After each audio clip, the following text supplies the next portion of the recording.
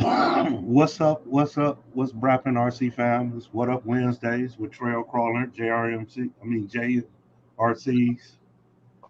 Sorry, I already got started early. Whatever. Yeah, that guy. That's the problem. Right. You didn't get one down before we started. Hey, I was trying to, but it was in there.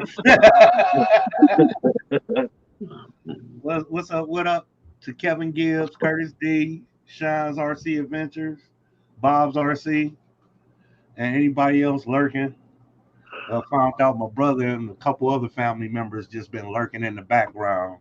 Feel See what free. kind of shenanigans we've been up to? Right.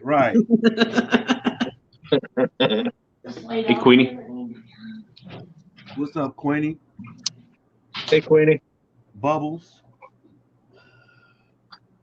Put that away. Sure. All right. Is that empty? Yeah. Hello, Tammy. Tammy. Hi, who's that? Sorry. Dennis and Guru. Oh, okay. They're two brothers from another mother. Hi. My mom was black. His mom was white. I'm not going there.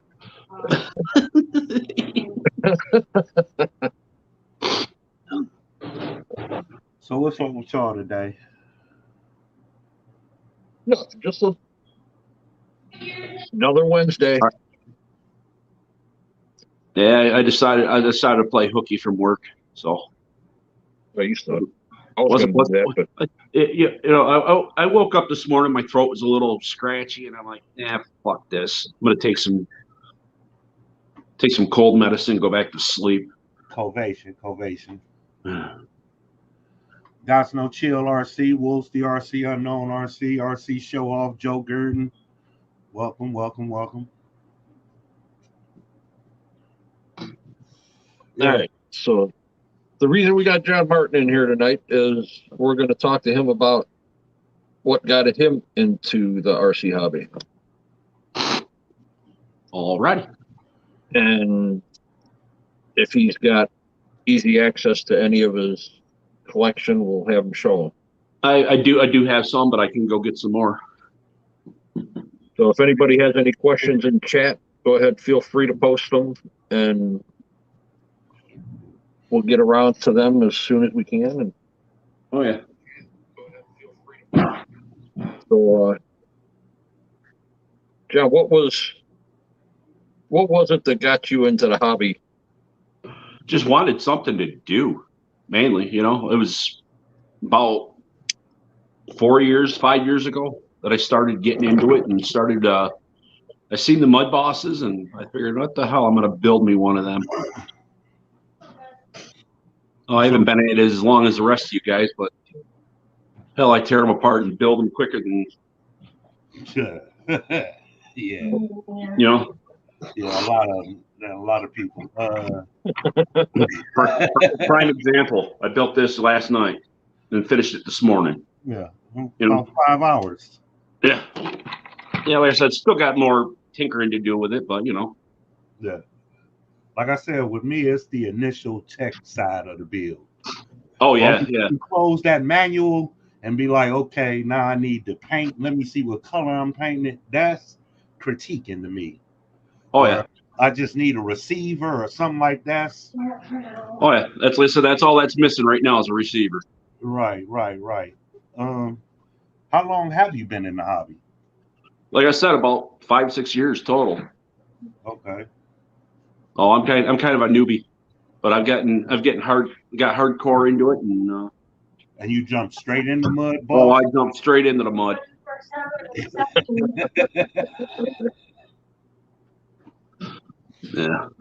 Yeah. I got into, like I said, I just wanted to do something, and like I said, I was moved out here to Michigan from New York, and I was like, yeah, I need something to tinker with and something to do. As I said, I used to backpack and paintball and hike and all that. I can't do that really out here in Michigan unless I drive 8 hours to find a place to do any of it. Right. I was just about to ask, like, how, because I hear people saying that they just got into the hobby 2 to 5 years and 6 years ago. How did you avoid not getting into the hobby as a youth? Well, I had toys, the toys grade stuff, you know.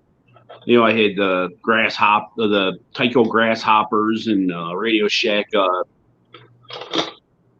the Golden Arrow and stuff like that. And then I got away from it. And Okay. When I say it, it's like when I hear 5 years ago, it's like no. With me, I was a child looking at it like, man. well, yeah, I was looking at them too, but like I said, growing up as with just a mom and me and my brother, money was kind of short and this, that, and the other. So I just kind of drooled on everything there and waited until I had Right. money and stuff to do it myself.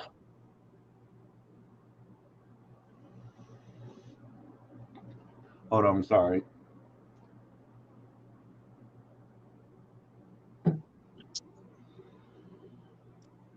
So with all that being said, what was your first RC that you bought? The first toy grade one was a Slash, or hobby one was a Slash. Actually, no, I take that back. I take that back. It was this one. Oh, the Latrax? Yep. That started it right there. And since then, this has been upgraded and got a brushless, 5,300 kV motor in it.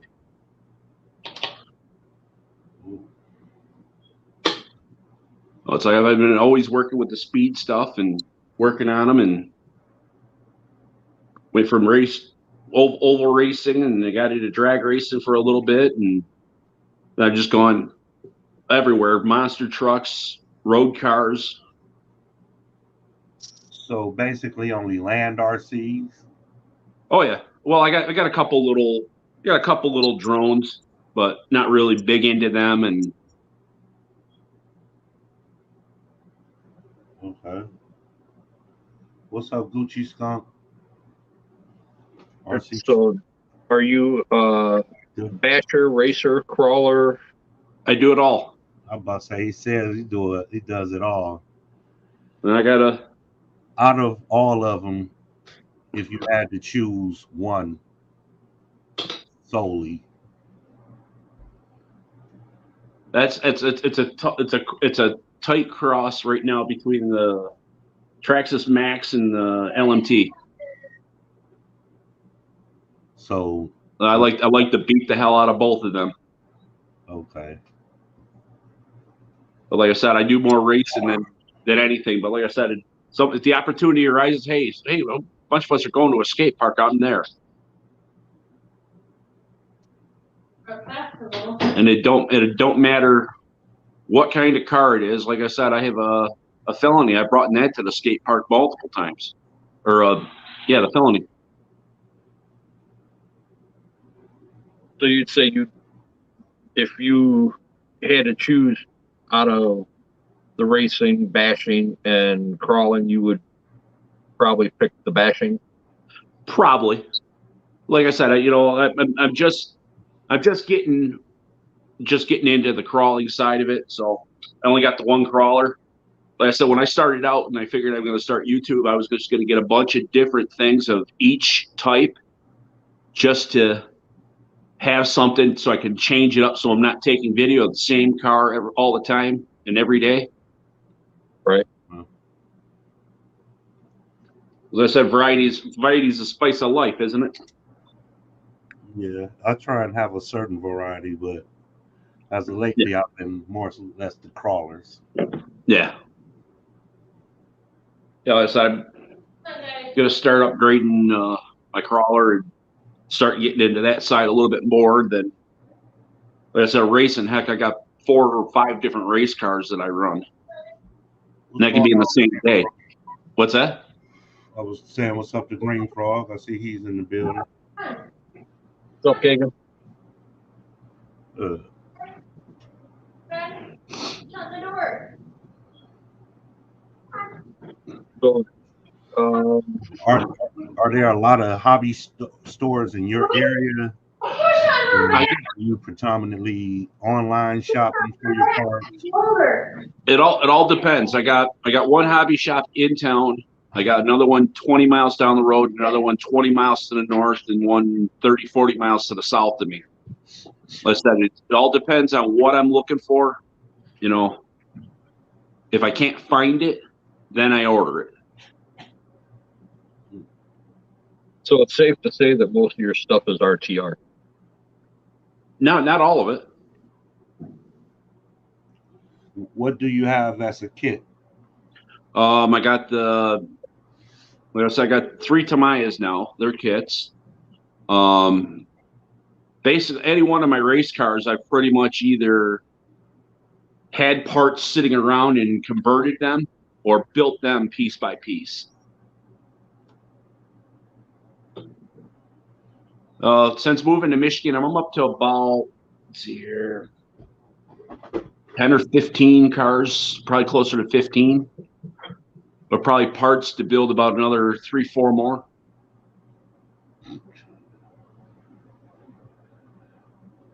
What kind would it be?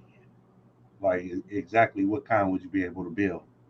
Would it be a back? Mainly because I've been doing a lot of racing with the slashes. Like I said, I can just reach down in a box here, and I got an entirely front assembly of a slash. But I do have, other parts for other cars that it wouldn't take much to whip them up. Like I said, chassis here, shocks there, A-arms there. Because I like to have the parts on hand. When I break something, I can just fix it and continue on with my day. Okay. Now, when racing, are you racing just for sport, or are you actually going like, or do you plan on going from state to state with it, or? Oh, I've raced 3 or 4 different states already. Okay. So I went on vacation one year just to go visit family in New York, and ended up hitting 3 tracks on the way there. Nice. I said it was just random. I'm like, oh, geez, there's a track here. Oh, geez, they're racing this afternoon. All right, cool. Ask them what the rules are. Matter of fact, one of the tracks, I literally built the car before racing started because I had to make some major changes to it. Like, oh, we run foam tires here, and it's a carpet track. Okay. What's your rules? What's your gearing? You got any, specific rules? So with that, what would you prefer? Mud, carpet, on road, or off road? Dirt. Dirt oval. Well, I like I said, most of my stuff, that's all I pretty much race is dirt. But I have, like I said, I do have the foam tires. I can throw the foams on it. I can, I haven't really got into the off-road side of it.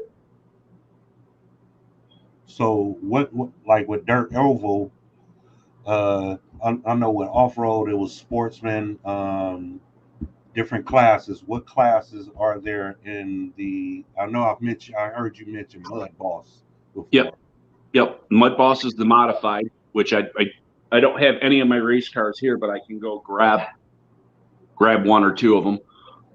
There's the modifieds, which are the dirt modifieds. There's a late model class. There's a late model is basically open. It's basically the modifieds, the outlaws, the late models. Then there's street stocks, sprints, and a bomber class. A bomber class is basically 2-wheel drive slash. As long as it has like a car body or truck body and the tires are covered, you're good. So what's the one with the little funny little body on it? That's the Mud Boss. Okay. Yeah, that's the Mud Boss that I'm always tinkering with. There's like I said, there's 2 different classes of them. There's a 13.5 and then there's a 12 turn. The 12 turn is pretty fun. Okay.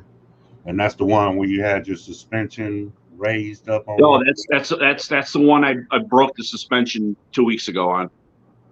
Okay. I said the other one, it just turned into a crash fest, and I got so far behind I couldn't even find the surface. Thank you, Green Frog. I saw him say I like you, but then I didn't know what was coming up after that. Yeah, we kind of tag teamed that one. What's going on, Cows? Yeah, we'd be interested in seeing some of those if you don't mind going to grab Yep. them. That's the Yeah, difference. go grab a couple of them. Thank you, thank you, thank you. Yeah. Whoa. It was actually warm enough to paint today, but then I had to deal with one-to-ones all day, so all three trucks are running. So with the nice enough weather to paint, you didn't paint. Right. I put air in tires and moved vehicles around and made sure they were still running. So my truck is in the back now, and the Jeep is about to come in front of the truck and playing musical cars. Good thing, because we're about to get some more of that ugly stuff. Yeah, I imagine so. So Yeah, the weekend's going to be bad. Not snow, but it's going to be cold. hmm.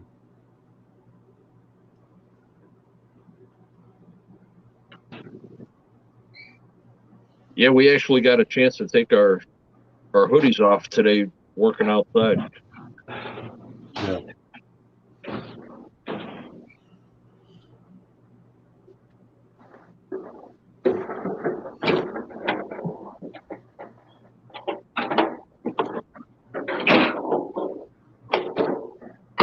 Lexi, bring it on.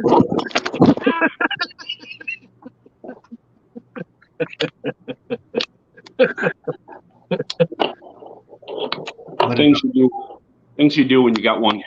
Grab 3 cars with one hand.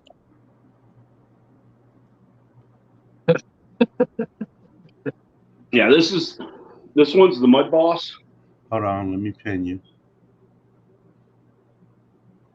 There you go. Yeah, funny bodies. Yeah. What's that? I say, yeah, that's it with the funny bodies. Oh yeah, yeah. This body is beaten, broken, and destroyed. I have to, like I said, you can see that I got zip tied together already. Yeah, this car right here is a 12-turn Mud Boss. I said the difference between it and the other one's just 13.5. Now, is that a low center? No, that's actually a high center. Okay. All the rest of them are low centers.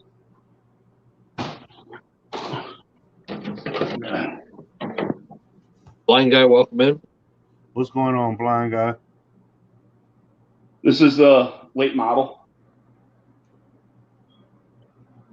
Just out of curiosity, is that the right front fender purposely cut like that, or is that because of the way that they run around the track? The way they run around the track, especially on this side right here. Yes. Yeah, it was because when I'm running the oval, it likes to rub, so I just had to hack it up a little bit. But every single person that runs a late model, that's pretty much the setup in this. And this car's had everything from the 5600 Castle all the way up to a 76, all the way to a 4-turn in it, 5.5 turn in it. And it all depends on how big the track is. Like I said, since we were racing indoors, it's a smaller track. I haven't been running this one. So it's just been kind of sitting there waiting for me to go through it. And then this is an old drag body that I had that I made the bomber out of. But so I really had to take fenders real high on this because of, like I said, the corners and the high backs. And again, the body is cut at an angle, Yep, and that's because of the cornering. so then the shocks are different Yep, adjustments. I got space. I got limiters in there. I have bump stops in there. You name it. Different shock oils. You know, I got 30 on the inside, 70 on the outside, 100 in the left rear, and probably 80 in the other one, just so I can get that roll where I can crank them wheels any direction. Like I said, this one's just the easiest. You can see how much of a difference there is just in the front end. Now this tire hangs lower and this one's up so much higher. Right. Right. So it's the same in the rear on that one. That's how they're all set up to roll. Sweet. And your monster trucks, are those just strictly backers for you, or do you race them at all? I haven't gotten into racing with them, but I've just been mainly bashing them. So And I'm sorry, you said you had the LMT and the SMT? LMT, SMT, and I also have a Claude. So basically, two that can really take some abuse and one that you don't want to break. Well, if I break it, I break it the way I see it. Like I said, I'll walk up to anybody if somebody wants to, or if I know you and someone say, hey, that's a cool car. Here you go. Here's the controller. Have at it. I don't want to break it. Well, you know what? If you don't break it, I'm going to.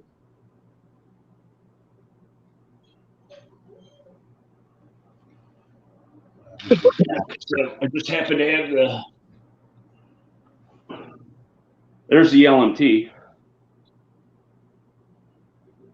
So that just happened to be sitting here. What's going on, Spin Rush? So TJ, How you doing, TJ? What mods have you done to that truck? The LMT, I've gotten the Trio axles in the front and rear. And it's all metal, solid axles on that. That's pretty much the only upgrades or mods that you've done to that. Well, I've changed the shock positions. I've done some work with the sway bars and stuff like that. But for the most part, yeah, it's pretty much stock electronics still in it. But I don't really need to do much with it. It already goes 40 miles an hour out of the box there. Who needs a truck going 15, 20 feet in the air or whatever, weighing 20 pounds? You don't want to get in the way of it. Right.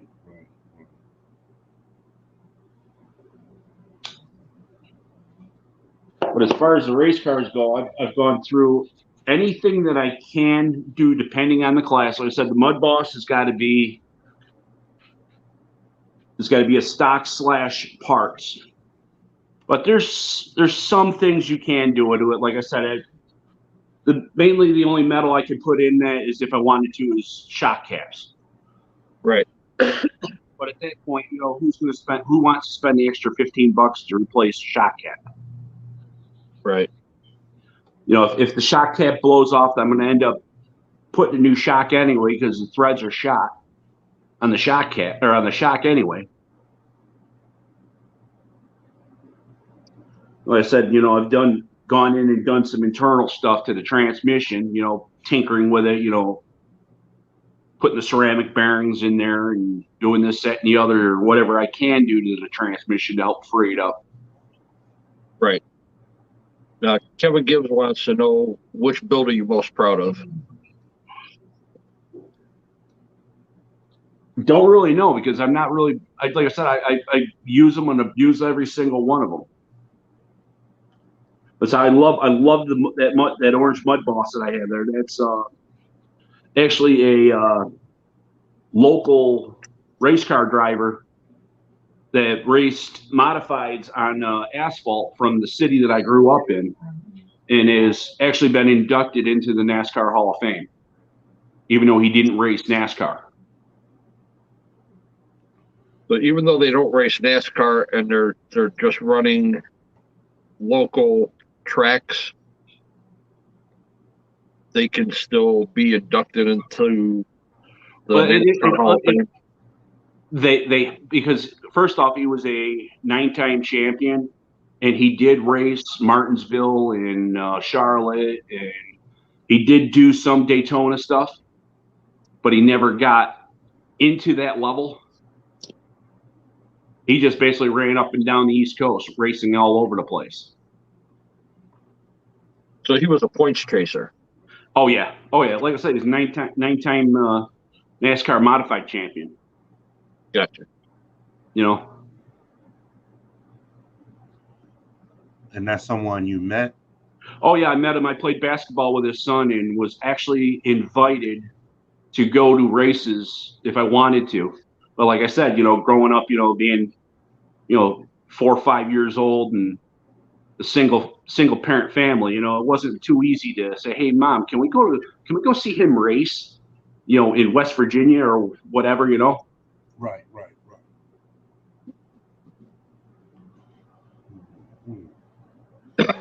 Have you ever, so once you got grown, did you ever attend a real race? Oh yeah, I've been to several races. I've been to Watkins Glen twice.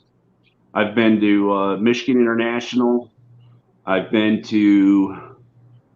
down to Dover.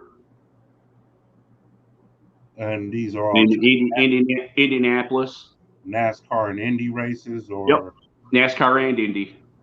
No off-road challenge, no torque. Yes, I grew up in New York, so Unadilla was not too far away, and they did motocross, and they also did at the time they called tough trucks, which is now the super off-roads. Okay. Oh yeah, the trophy trucks. Yeah. Like I said, they were just getting into starting that when I was growing up and stuff like that. I was like, all right, what the heck, oh geez, hey, we're going to Cooperstown today, go to Baseball Hall of Fame or whatever, and oh geez, we're driving right through Unadilla. What the hell's going on here? What is this?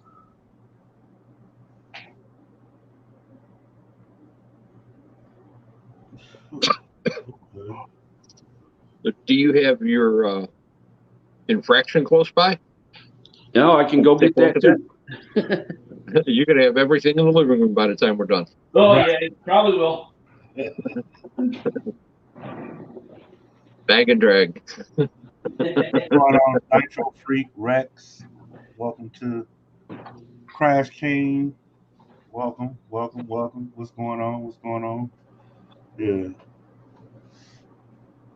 Yeah.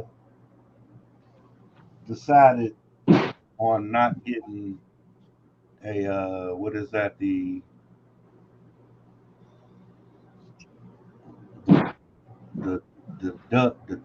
dove. What is it? The little Ford. Tucked Ford. Yes. I'm going to shave down the side panel so I can use my creek butter. And then I figured I'll use the other short battery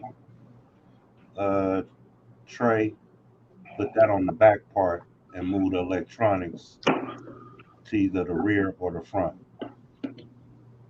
If you're going to use that for the comp, put your battery in the front and put your electronics off to the side on the slides.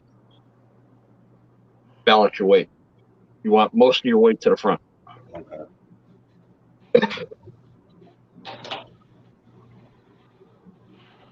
Yeah, here's the felony. Okay. And it looks like it's been to the skate park. Yeah, it's been to the skate park. It's been to the oval. It's been high speed. I said the part that you can tell that it's been used and loved. The bottom of the chassis is a little scraped up in it. Matter of fact, it's even bent slightly too, but it still runs. Then you said the infraction, even though it's still the brushed 9-turn system in it, but I'd go play with this on the oval too. Is that the one of the originals, or is that? No, that's the new one that just came out. Like Okay. back in November. This is the. I'm trying to think of it's one. It's bigger than the 110, but it's not the 1/6. The 1/8 or 1/7? Yeah, it's 1/7. Right. Yeah. 6S, right? Take care, Crash. No, that's 3S. Oh, okay. This is the 6S. All right. Kevin Gibbs is asking, have you bought a rig you were disappointed in, and if so, why? The only thing that I was disappointed with was with the LMT, the axles, because I kept on snapping them. But that's just abuse anyway, and that's straight axle, and that's known to happen with any straight axle. But other than that, it's been used and abused, and not really. Like I said, I do my research when I go out and get something. Yeah, sure. I usually jump on them pretty much right away. Like I said, I got the Felony when it first came out. I got the LMT as soon as it came out, and I got the infraction as soon as it came out because I already knew. Like I said, there's about 10 or 15 that I have right now, but I got enough parts for enough of them. So really 18. Yeah. Yeah. Okay, Sean. Yeah, I own a whole 3 Tamayas, and 2 of them I bought.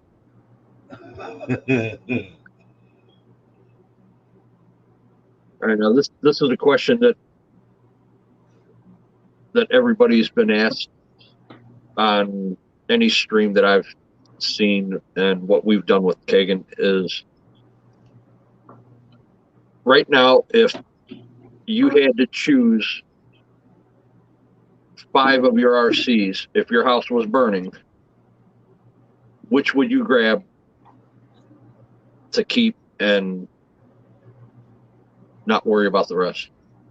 Probably the 13.5 Mud Boss, the LMT, and the Felony. Yeah, that's them 3 are definitely going, and then whatever else I could grab.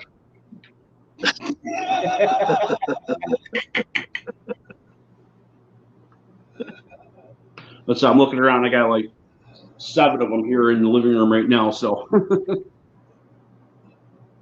Wow.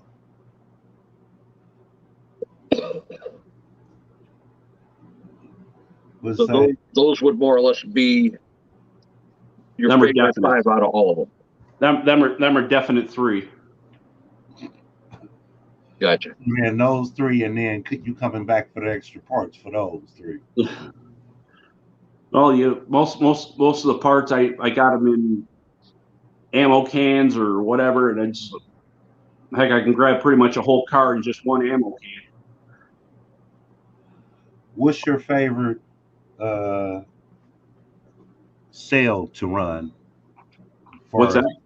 What's your favorite sail as far as lipo? Like I said, I do everything. Like I said, I do everything from 2S to 6S. It all depends on what I'm running.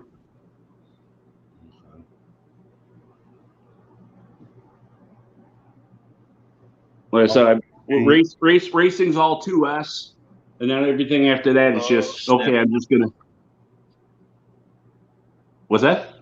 I was saying, what's up to somebody in the chat? Okay. Go ahead. Yeah, like I said, pretty much, it just depends on what I'm running. Yeah, I'll run the Felony on 3S. I'll run it on 4S. I'll run it on 6. It don't matter. It's whatever I have on hand, whatever's charged. I'll make the connection changes if I need it or whatever. So do you run just one brand of lipo, or is there No, I got specific several brand, different brands of batteries. one in particular you prefer? Well, like I said, most of my race batteries are the Electron Pros. Those are a hard case.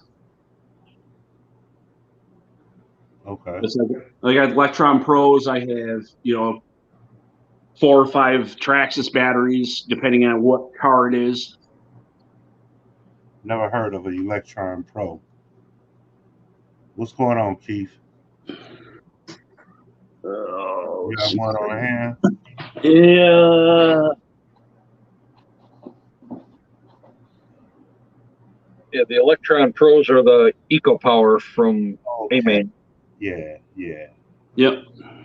Yeah. There's like I said, there's one of my racing batteries. Now, with you racing Mud Boss and the Bomber, is that what they recommend is hard case, or can They you don't run recommend all those stuff? they don't recommend what kind of case it is. I just prefer it. Gotcha. And do they have specifics on how much the C rating is? Yeah, the Mud Boss is 50C. Anything else is open. Like I said, I got 50Cs and I have 100Cs. I got the 5200s is what I have to run in the Mud Boss, but I also have 8000s and 8100Cs and sneak them into things. Like I said, if we're doing an enduro race, I might throw an 8000 into it. Okay. Now, with that being said, do they check the cars before you go into a race? It all depends on where I am.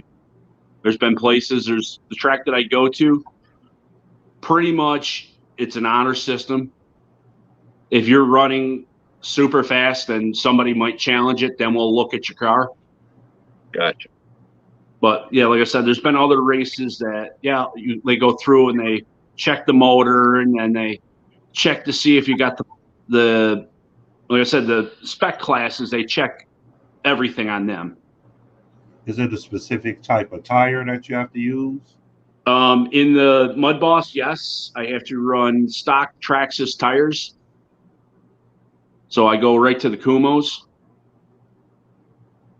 Because you got the spec tires, you have the BF Good wrenches, and the Kumos that you can run in that one. Like I said, any other car, heck.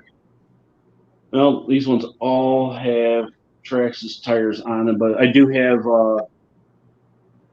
goosebumps and propulsions and all kinds of different treads depending on how the track is and how it's going. Like I said, I got everything set up for what I'm doing at the moment, but it's not nothing for me to show up and race a car with 2 different types of tires on it.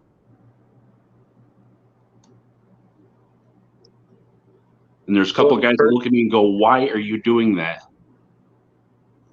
And I'll go, "Yeah, watch this. Take it around the track 2-3 times and tell me what you think." "Oh, wow, that's working real well." Yeah.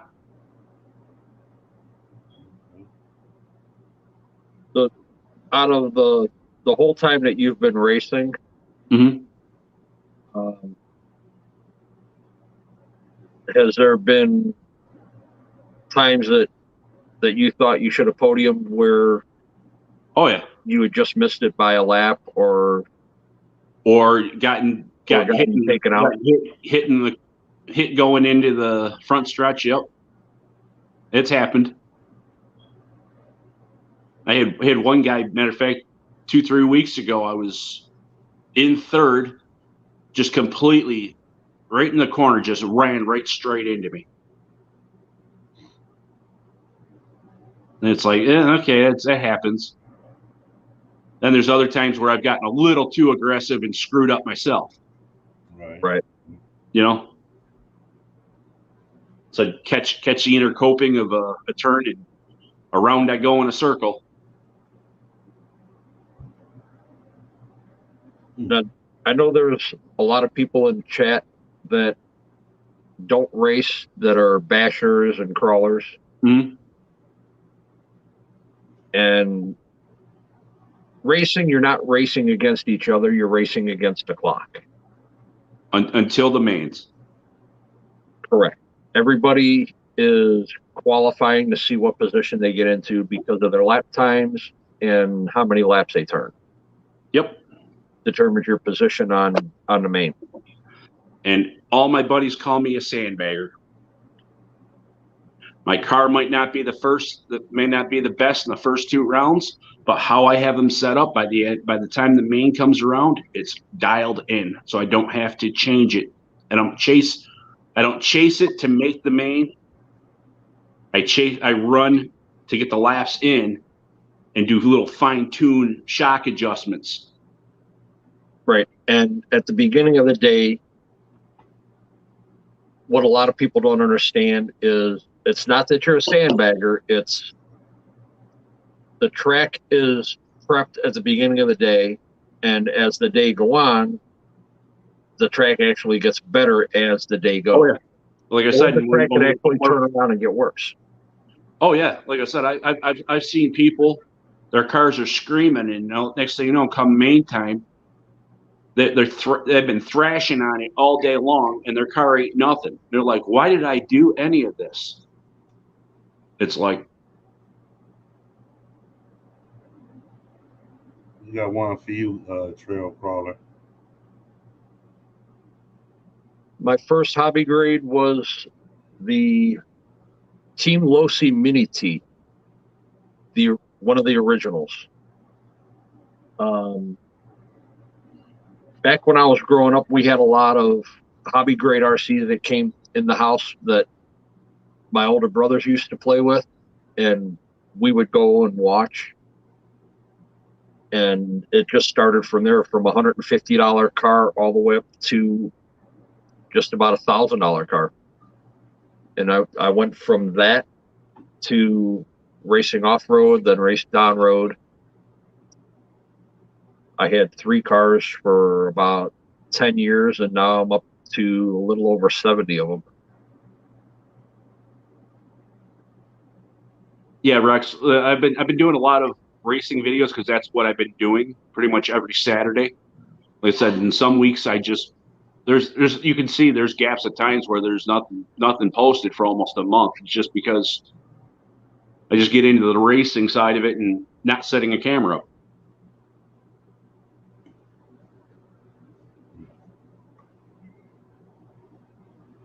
Says that's nice. Man. Well, like I said, I break parts like it's nobody's business. And what part is like the most commonly broke with racing? AR.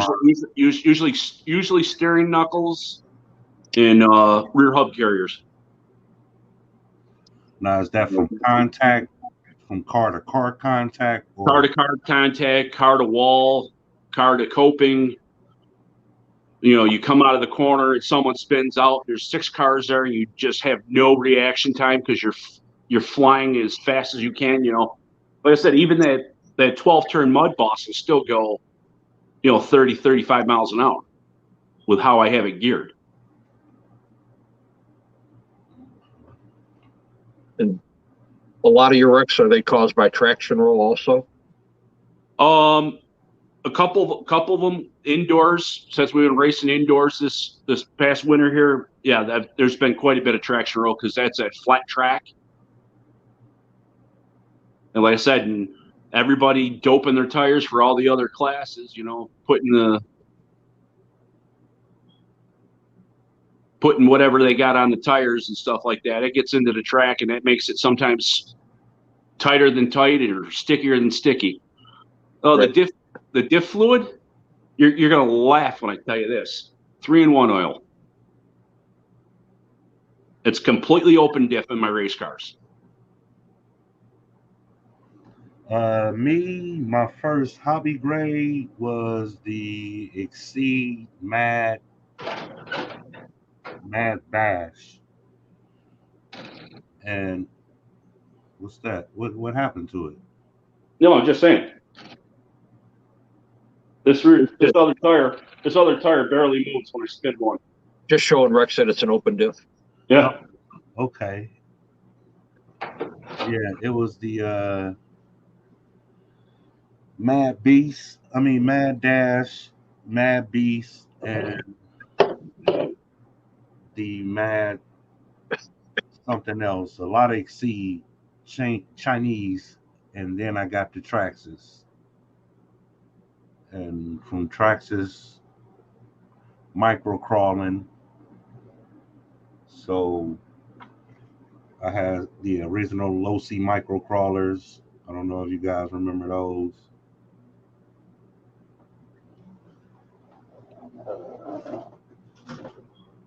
It's as far as traction compound goes, there's one guy at our track that makes his own and bottles it up and sells it.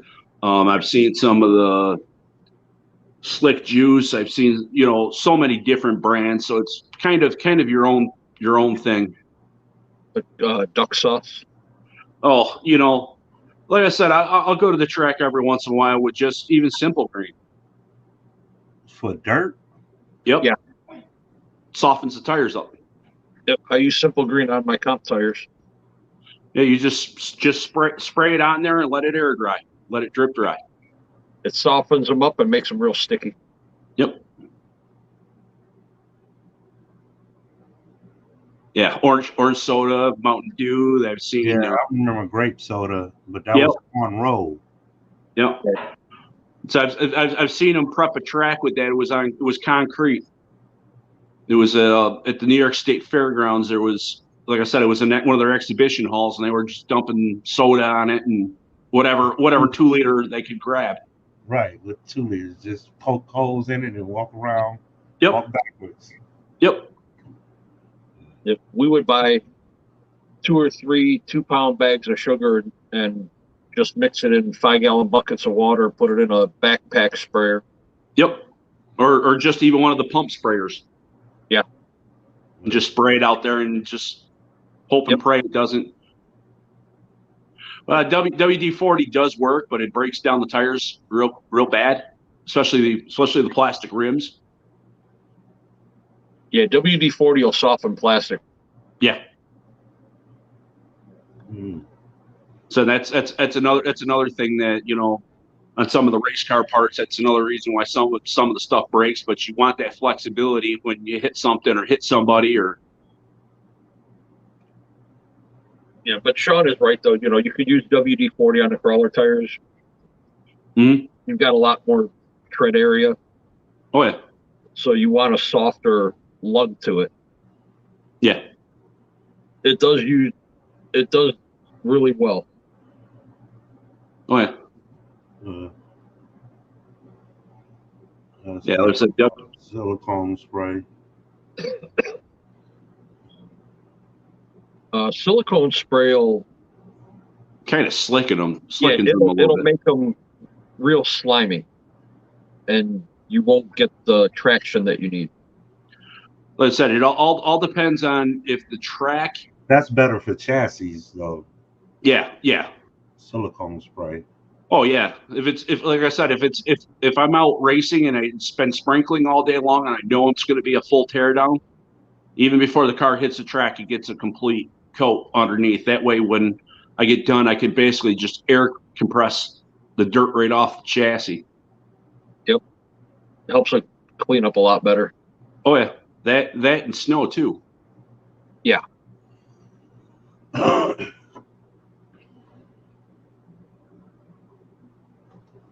Listen, I've seen the silicone spray used, but that was on a super high bite track.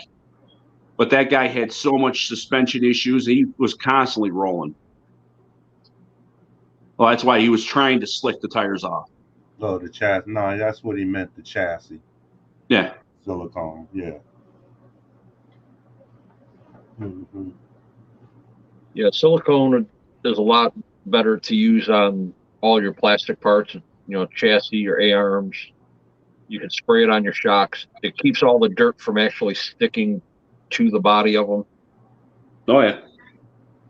You could always get a 50-50 mix of denatured alcohol and simple green, spray it down, and then just hit it with the hose real quick, and you have zero residue, and it looks like the day you put it together. Oh, yeah. Looks brand spanking new. Yes, especially like I said, with the WD-40 does the same exact thing. You can clean your chassis real good with that too.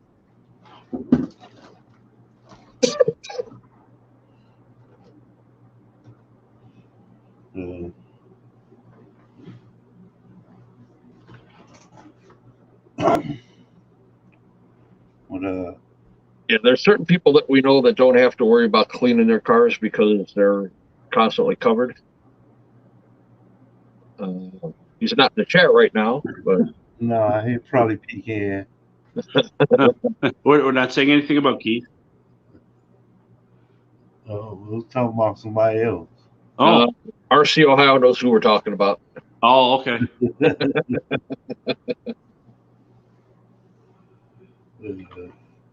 What's going on, Nick Baker? Nick, what's up? That was all. That's been a pleasure. I appreciate it. Yeah, the tire shine foam does work too. There's all kinds of stuff that actually works well if you're going to clean them up.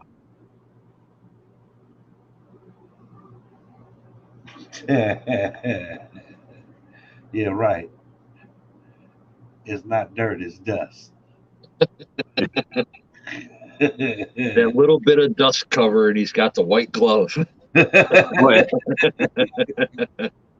Yeah, let me. Oh shoot, I don't know how to do it on this. I was gonna see if I could how I could post or do a picture of a car after I was running it one night. There's a screen there. I don't know how it works on. You press share, and then it'll add an extra screen, and I click the screen. Yeah, I'm using my phone at the moment, so. Yeah. I can't help you there. Yeah. What's going on, Angry Eight? Yeah, I had what's up? I've had a couple times where all there was to do to clean the car was a complete teardown. It was just absolutely caked in mud.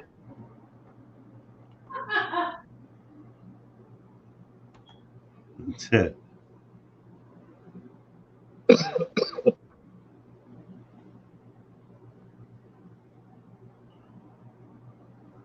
Hold on.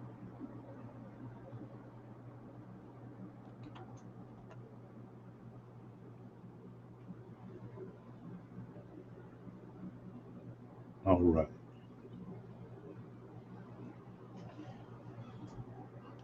So I'm just looking. Always tear down after run.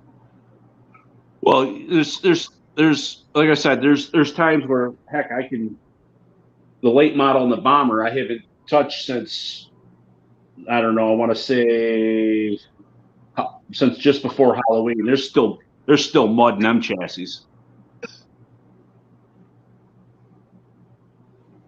But when I'm using them, I kind of keep them as best running shape as I can. Like I said, right now I'm not running the two. Like I said, the two cars I don't even have motors or ESCs in it because I'm working on tearing them down and rebuilding them for spring. Yeah, it says he has one he doesn't tear down. Quad track. Yeah.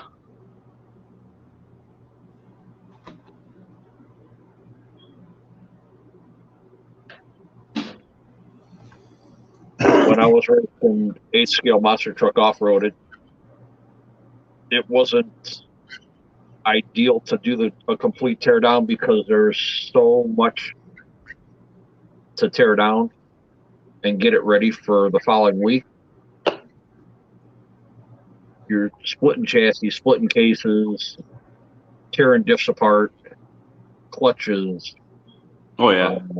Axle, all that, and that's why I started using the Simple Green and denatured alcohol. Spray it down really good, let it sit for about a half hour, and then hose it, and it was good to go. Just go back and just go over all the bearings, hit it with a little bit of silicone spray, and go right back at it the following week. Well, that's why I got a bunch of just extra parts kind of pre-built. Like I said, this front end suspension. I get the car all torn up and all gummed up and whatever else. I just take whatever I have off of that and put the new rebuilt into it. And then work on tearing the rest of that, splitting the cases and doing the transmissions and checking whatever parts may have been broken or cracked or starting to break. Right. Even though I hate doing it, especially if I got the car running well. Yeah. Then I might might be a little more reluctant to tear it apart unless I absolutely have to. But like I said, as far as oval racing goes, it's usually okay. I'll just take a quick toothbrush to it and wipe it down and chip off whatever extra dirt's on it, and check the bearings, and away I go again. Okay, now as far as the toothbrush with the cleaning, do you guys in between races for Mud Boss and any of that, do you guys actually pull your tires and scrub them with a brush and in a bucket of water? Yeah, usually it's a 50-50 mix of simple green and water. And we'll just knock it off. Or sometimes, like I said, sometimes I'll just, depending on how much buildup is on them, I just might just hit it with simple green and leave it on the car stand.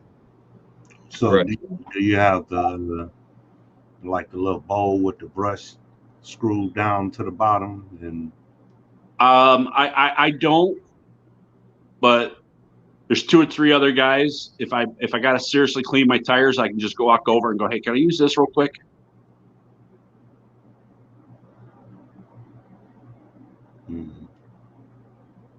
Like I said, I just. Oh, I'm sorry, John. Go ahead. Go ahead. Bubbles, it's not going to kill your bearings if you do a snow bash today and you blow them out really good and let it sit for a couple days. I wouldn't let it sit for longer than 2 or 3 days without going back and re-oiling them, because it will get into the seal of the bearing and start rusting them. Yeah, like I said, whenever I come in from outside in the snow, I immediately I'll let whatever snow is in it melt off to it, and then I'm taking WD-40 and spraying it down and wiping it down and getting whatever might be in it out of it and off of it. Yeah, what I like to do with the bearings, especially on anything that I race indoors on carpet or RCP tracks, is I'll blow them out with the air, take the bearings, throw them in a bottle of regular rubbing alcohol, let them soak for about 15-20 minutes, take them out, blow them out, and then spray them down with the WD-40 dry silicone lube. And they're actually better than new. There's no gumming, and they roll super smooth. Yeah, like Kevin said, the WD does force a lot of the water out, but it also takes a lot of your lubricants that are in there out too. Right, which you could always put that back in with the silicone lube or any type of light bearing oil. Yep. You're always going to attract dirt and water into the bearing. Oh yeah.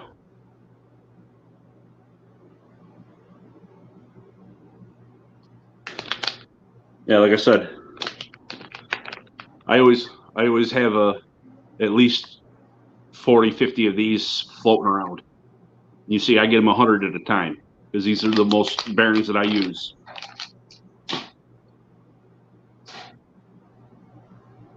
And yes, Bubbles, that is right. Spray them down with WD-40 is fine. And you don't have to tear them down all the time. But I would at least pull your hub bearings out, your steering knuckles, and maybe even your outer axle bearings. And then pull the diff covers off just to make sure no water got into the diffs. If any did get in the diffs, then just rinse them out, get all that grease out and just redo them with some marine grease, and it'll keep a lot of the water from getting in. Oh, yeah.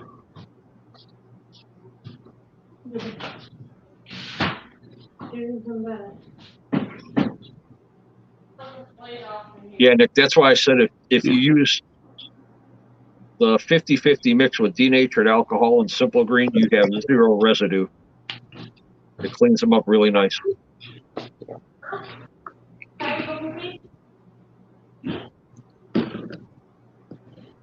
Yeah, you might as well try to keep them bearings as good as you can there. Mm-hmm.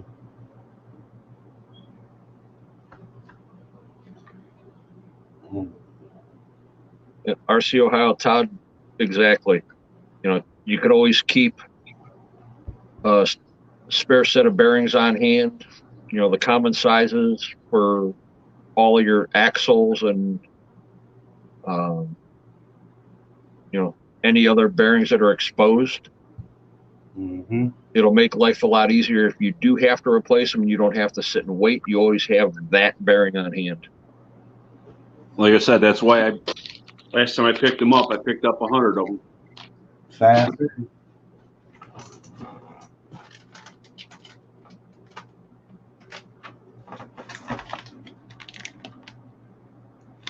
Rally car. It all depends on how thick the snow is, and obviously you want to try to rip it. If you want to rip it on the street, there's an awful lot of salt in the winter on the streets. You got to try to find some place that doesn't have all the salt. Otherwise, you got all your screws and bearings and everything else getting rusted up. Also, Bubbles, like Joe Girding said, set your car outside for at least an hour and let it get to ambient temperature of outside. So once the snow hits it, it doesn't melt to it. And that's when everything starts getting brittle and adheres to the plastics. Makes life a lot easier. Well, yeah, like I said earlier, a little coat of WD on the bottom side of it or inside the chassis or whatever, it helps too. Yeah.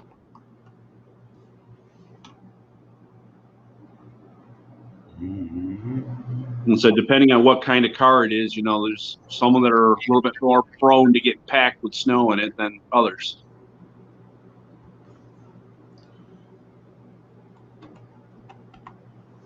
So with all the maintenance and the racing and all the tech specs and all that being said, what would be your next purchase for an RC? I don't know. I just kind of, if something strikes my eye, and then I might jump on it. Like I said, there's a couple classes and couple cars that I wouldn't mind getting into, but the problem is parts availability, and they're fragile. Right. I'm just saying, if I'm going to run a sprint car, you got to get a custom or a Chassis Works custom or whatever, or Losi, and half of them things are carbon fiber, and you break your chassis. It's not like you can go up the street to find a carbon fiber chassis or an A-arm or whatever for some of these cars. You're going to have to order them. Gotcha. So do you think you'll ever get into drifting? I don't know. Me, I'm a type of person that wants to be outside as much as I can. I said most of the drifting tracks are pretty much indoors. Mhm. You know, if it's a nice 60, 70 degree day, I don't want to be running around in circles inside of a building.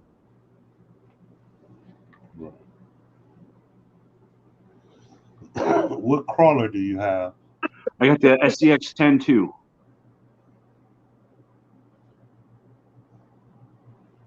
Is it the original SDX 10.2 or It's the new version of the 10.2? It's the F100. Okay. Of That's course, they don't. What's that? the tan one, correct? It's the old Ford one. Yeah. Yeah.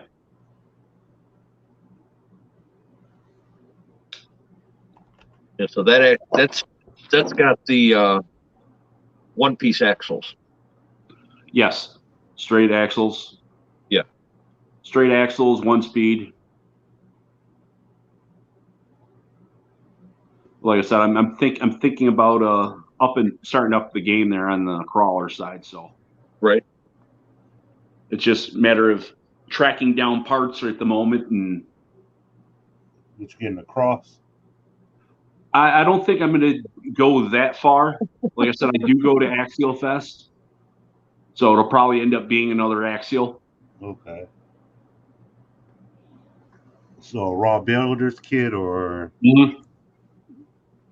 Yeah, but it's like, do I want to do another 2, or do I want to go to the 3, and do I want to deal with the extra servos and the dig and the transmission? And so obviously the transmission will probably be the one I'd go with.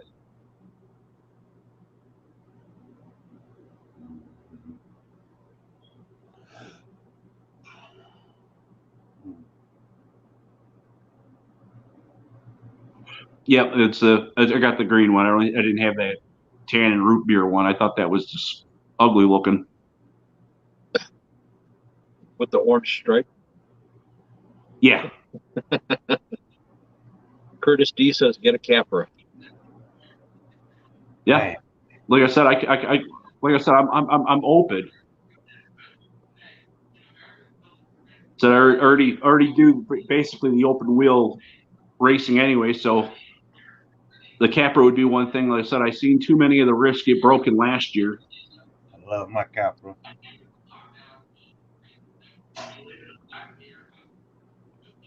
He hates his Capra, but I love mine.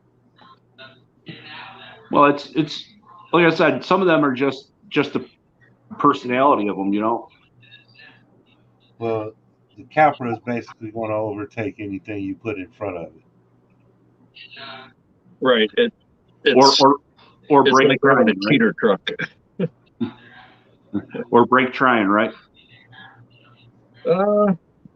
I've actually had a lot of good luck with mine, but I ran it so much I got bored with it. Mm-hmm. Because it just didn't seem fair when you go out crawling with a bunch of guys that you're making everything that they're just trying to figure out how to get around. You know, that's why even at Axial Fest, everybody laughs at me. But I take my SMT with an open diff and try to crawl with that. So it's a little time to get it done, but yeah. And that's the son of a. That's the Gravedigger. Oh.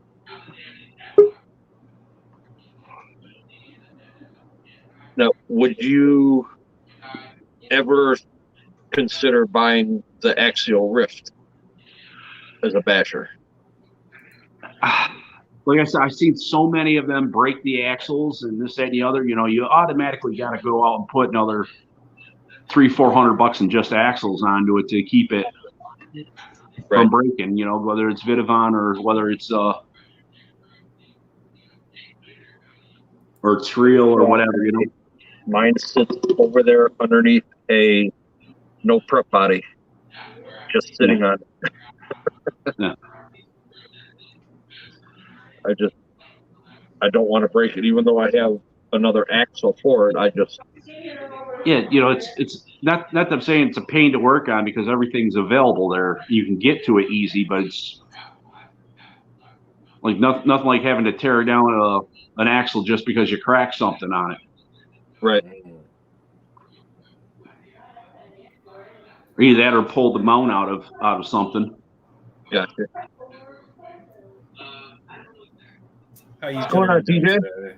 I'm doing all right, We're looking at a snow day here, so it's trying to come down, and I don't know if it's going to stick. We've got a couple more days on Saturday and Sunday where snow may come down, and I'm listening to that advice about snow bashing. I might have to put one of these rigs outside for about an hour and charge up some batteries if we get enough powder. It all depends on how much comes down. Sweet. So a snow day meaning that no school today?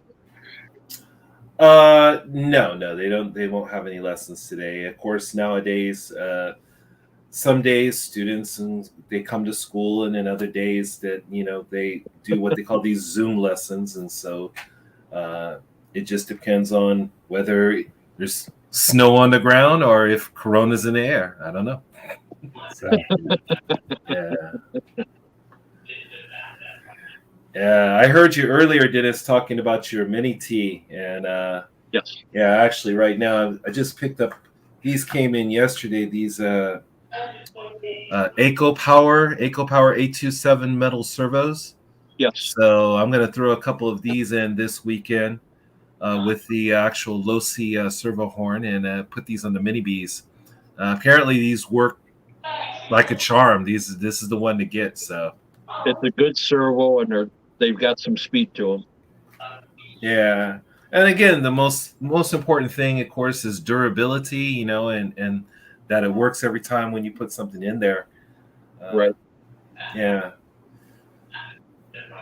But welcome to my studio. Yeah, I don't know if you guys have been in this room before, but now I've been working on it, trying to follow Guru RC's example there, and yourself, Dennis, as well. It's like have your cars in the background and be in your element. Yeah. I'd be in mine, but it's a little too cold back there. No insulation in my room. Hey, ain't nothing wrong with being on the sofa. I wish I was there. It just means my living room's full of RC cars. Yeah. Hey, I hear you. Yeah. It was interesting, that question that you asked earlier, Dennis, about the whole fire thing. What would you grab?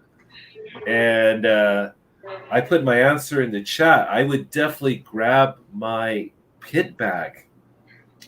I'd grab my pit bag because people don't realize, when you're buying these RC cars, even if they're ready to run or they're kits, and of course you're buying all these parts, there's a whole different game when it comes to how much money that you're spending on your tools. Right.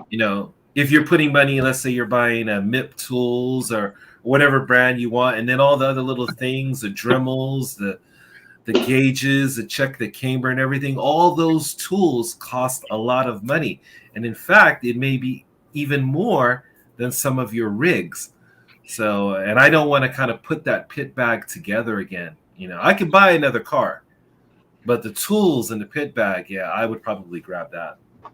Right. When I was asked that question on JM8 and Batcher Boy, I told him that I would probably just run out of the house and grab my wife because I have insurance. Yeah. Yeah, like I said, this is just my parts kit when I go racing. All my parts are in here. Okay. Yeah, there's the Just pit chalk bag full. is definitely something that a racer would be more apt to grab because there's a lot more to replace than just a car. Oh yeah. Because some of the stuff that you have in your pit bag could cost more than a lot of your cars to replace. Oh yeah. Right there. The only thing I'd say I named it is my tools right at the moment because I was using them last night.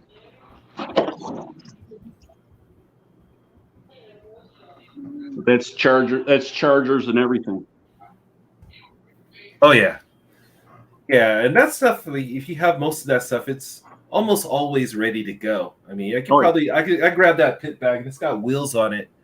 And sorry, you guys can't see. I just kind of pat it down, but yeah, I would just grab that bag back there and just roll it out of here real quick, and then maybe come back for a few other things, and then maybe come back if I have time to grab some cars. I think it'd probably be a good idea for me to buy 5 or 6 nice big Samsonite bags so I could throw them out the window. Oh yeah. Man. And there was another question that you asked, Dennis, that was really good. What's your next RC car that you're considering? And I wanted to ask you guys, because I recently went to the Kyosho Fair, and I saw this bad boy here, not on the shelf. It's just in the catalog. No, I'm don't actually do doing. it. Don't buy Don't it. do it. This Outlaw. They've got a kit version of this Pro. I actually like the red body. They have that red body over here. It actually looks pretty good. Hold on. But My fault. Let me see that again. Sorry, I thought I had you so long. so once again, this is from the Kyosho catalog, and on page 19 of it, they have this Outlaw Rampage Pro. This is the RTR, but this over here is the kit. But I do like this red body on here. Of course, I can paint a body. But I don't know that much about it. And so, again, when purchasing RC cars, I really have to talk to people, go into the Facebook groups and hear what they're saying. Like earlier, you were talking about axial rifts. Yeah, that's... Anyway, yeah. I am interested. So I like the look of the car. That's all for now. I'm just saying I like the look of the car. So they're actually bringing back the Rampage in a Pro version now. Yeah, Because this is it the Pro. was discontinued for a while. Yeah, for 2022. That's nice. I think that'll be a hot seller for them. Because a lot of people were disappointed that they got rid of it. I think if you put a light kit on here, you can kind of make this scale if you want to. I just don't know how it performs. Yeah. Like I was saying earlier, with the other forms and other classes of cars, there's one problem that I have with. Now I'm gonna ruffle TJ's feathers here when I say associated and low C and this and the other is they have a model out for 3-4 years and then they discontinue it and you can't find parts for it anymore. Yeah, that's a real thing. In fact, that is very true. Behind me, you can see I've got a couple of DB Pros here. And if you go on Horizon's website right now, you can see it's discontinued. Mm-hmm. So that's something that I got to deal with. Obviously, I have extra parts for it, arms and stuff like that, but not an infinite, limitless amount of spare parts. So obviously, I got to be careful with that car now. I have that blue one there is on 2S, that black one's on 3S. And so I actually run the 2S a little bit more than the 3S, but I use it sparingly because I know that I'm not going to be able to get those parts. So you're right. Like I said, that's the one thing not that I'm saying that Traxxas is the best in the world. I'm a Traxxas fan person, but you know what? When it comes to me and my racing, that's all we use is pretty much Traxxas, and I can find the parts because they've been around forever. That's true, and you're absolutely right. Again, the question is your car a classic? That was something you mean if it's going to be there throughout all time.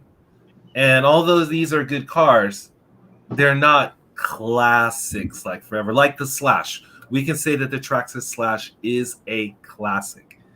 And it's going to be there for the next 20, 30 years. So, yeah.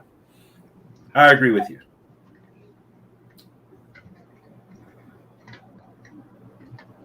Yeah, that's one thing that Traxxas definitely has is parts availability, even from their original Nitro lines. Mm-hmm. You're still able to get parts for a lot of them. Oh, yeah. Heck, there's some of the older tracks and stuff that you don't even. Somebody will say, "Oh, have you seen the Firehawk?" What the hell's a Firehawk? Oh, it's an original Traxxas. Oh, but I could still get diff gears for it. Yep. Yeah. You know. Yeah, you're still able to find parts for the T-Max, the X-Max, the Emax, all the Nitro on-road cars. Mm-hmm. The original Rustler, it's just been, like, I think they're on version 10. Yeah. But they haven't changed anything. No. So a lot of stuff can still date back to the original. Now, Nick, would you say in the slash classes, it depends on which class it is. Now, like I said, the Mud Boss, the modified one is pretty much it's got to be all stock Traxxas parts. But my late model, heck, I got aluminum shock powers in it and adjustability, and heck, I even got the drag transmission in a couple of them. A lot of flexibility with that platform. Oh yeah, like I said, I could take the high center of gravity of chassis, and even though it wouldn't do well, but I could actually try to convert one to a crawler if I felt like it. Like I said, it wouldn't be worth the crap, but you know what? You could still do it. But then again, you can turn around next week and turn it into a monster truck if you wanted to. And there's been a lot of guys buying them and turning them into mud racers. Oh yeah. And little paddle tires and a big motor, and beef up your transmission, your drive shafts, you're ready to go. Yeah, they beat the dog snot out of them through an 8-inch deep mud pit. Oh yeah. And I said, you make them light enough and fast enough wheel speed, you're set to go. Dennis, speaking of beating the dog snot out of something, did you guys see that Kevin Talbot video that came out? I think it was yesterday. That Arma fire team, boy, he tried to destroy that thing. I don't watch him anymore because the way he is. He's me different. Personally, I can't tolerate dumb people. Yeah. That's a nice way of saying it. Yeah. I mean, it's. I can understand he has a different personality, and I'm being nice, but I do appreciate the fact that he really tries to prove if something is as tough as they say it is. Oh yeah. And I do like that he tries to beat that car up, and he tried to destroy it. Right. So I do appreciate that. Now everybody here knows that I really like the Cross RC brand. And he had received a Cross RC PG4A. All right. Which is that truck right there. That beautiful piece of machine behind you. Yes. What he did was he cut the hood, which it's a hard body. All right. He tore all the electronics out of the front of the truck along with the transmission and everything, and wanted to put a 4-stroke motor in it, a real 4-stroke engine. Okay. And ridiculous, but let's continue. He totally just destroyed a truck that is $700 kit that if you build it right, it will do just about anything. It's a tank. It's a big truck, but it's a tank. Mm-hmm. And to me, they're not that type of truck to just get into an experiment with, because now he did all that and he can't put it back to the way it was because he really cut and chopped a lot of stuff. And he still hasn't finished the 4-stroke with it. Oh, he had it in. He had it running. He just set it to the back burner and left it Yeah. there. Yeah. And I mean, Okay, so when you're going to sit there and just waste the time and the money and then bash a brand because you can't do what you want to do to it, you're an idiot. I mean, I don't bash any brands because I look at it this way. Tamiya, Traxxas, and Arma is not for me. I don't mind them. You know, Tamiya was a stepping stone for the RC industry. oh yeah, Do I want one because of that? No. I want something that I like to do, whether it's racing or crawling. And I go after what I think is nice with the parts availability and something that I can make my own. I just, you know, I feel you. I feel you absolutely. This whole RC thing is you are supposed to do you. You should do you, no matter Right. what. But yeah, I do see people kind of just like taking cars and like just doing things that are ridiculous. Of course, you know, I do have my friend Japan RC Adventures, and I know what he's doing with his Armas, but he's more specific. He's not destroying the kit.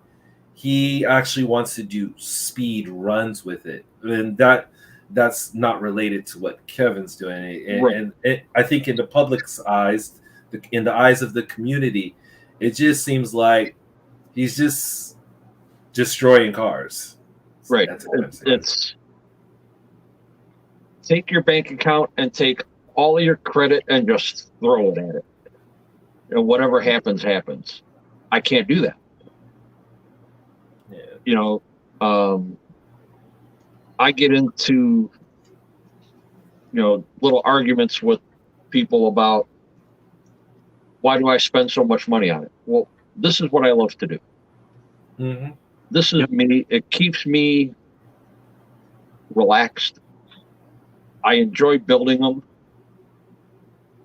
I enjoy driving them. Do I enjoy fixing them? No, nobody does.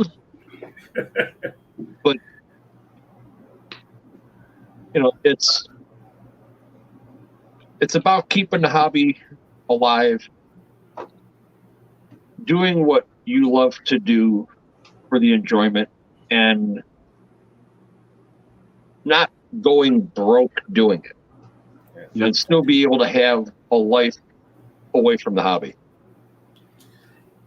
You know, and I'll share something with you and also with the people watching in this video. I would tell you the truth when I'm saying RC saved my life. And I know, I was like, what? What do you mean RC saved your life? Well, of course, again, you know, with this pandemic and everything, and that we were going to have to stay at home and we weren't going to have any freedom. And what was I going to do to keep myself sane mentally? And it also kind of happened like maybe about 4 years ago when my father passed away, you know, and that was hard for me. And you know, with his passing, I had to find, okay, you know, I was going through the pain and everything, and what was I going to do with that energy, and how was my life going to go on? And you know, my father would always said to me, say, hey, you know, he would want me to do what makes me happy. And then when I got into RC, I mean, I got into it, I don't know why, by some miracle, just before the pandemic started, and that just, I was trapped here, and working on these cars and building kits and discovering it, just, it really helped me mentally. And so it's for me, it's a Zen thing, and I'm sure it's the same with you guys as well. I'm in my place of Zen when I have that car on the table, when I have everything in front of me, I'm ready to do some work. I feel very, very relaxed. So I would say Right. that it saved me mentally. Yeah. Yeah, I mean, I said, I've had multiple hobbies. You know, I used to shoot archery tournaments. I've deer hunted. I love guns. I love hot rods. I love working on cars. Mm. And when I get into the hobby, I concentrate on just that. And I don't let it consume me, but I think about it all the time. What can I do to do this and make this better? Mm. Or what can I do to make me better at it? And it just, everything that you do in any hobby it's all the same. It's just a different item that you're dealing with. Yeah. And a lot of people think that, you know, because you're in that hobby, you know, well, that's all you eat and sleep. Well, no, that's not all I eat.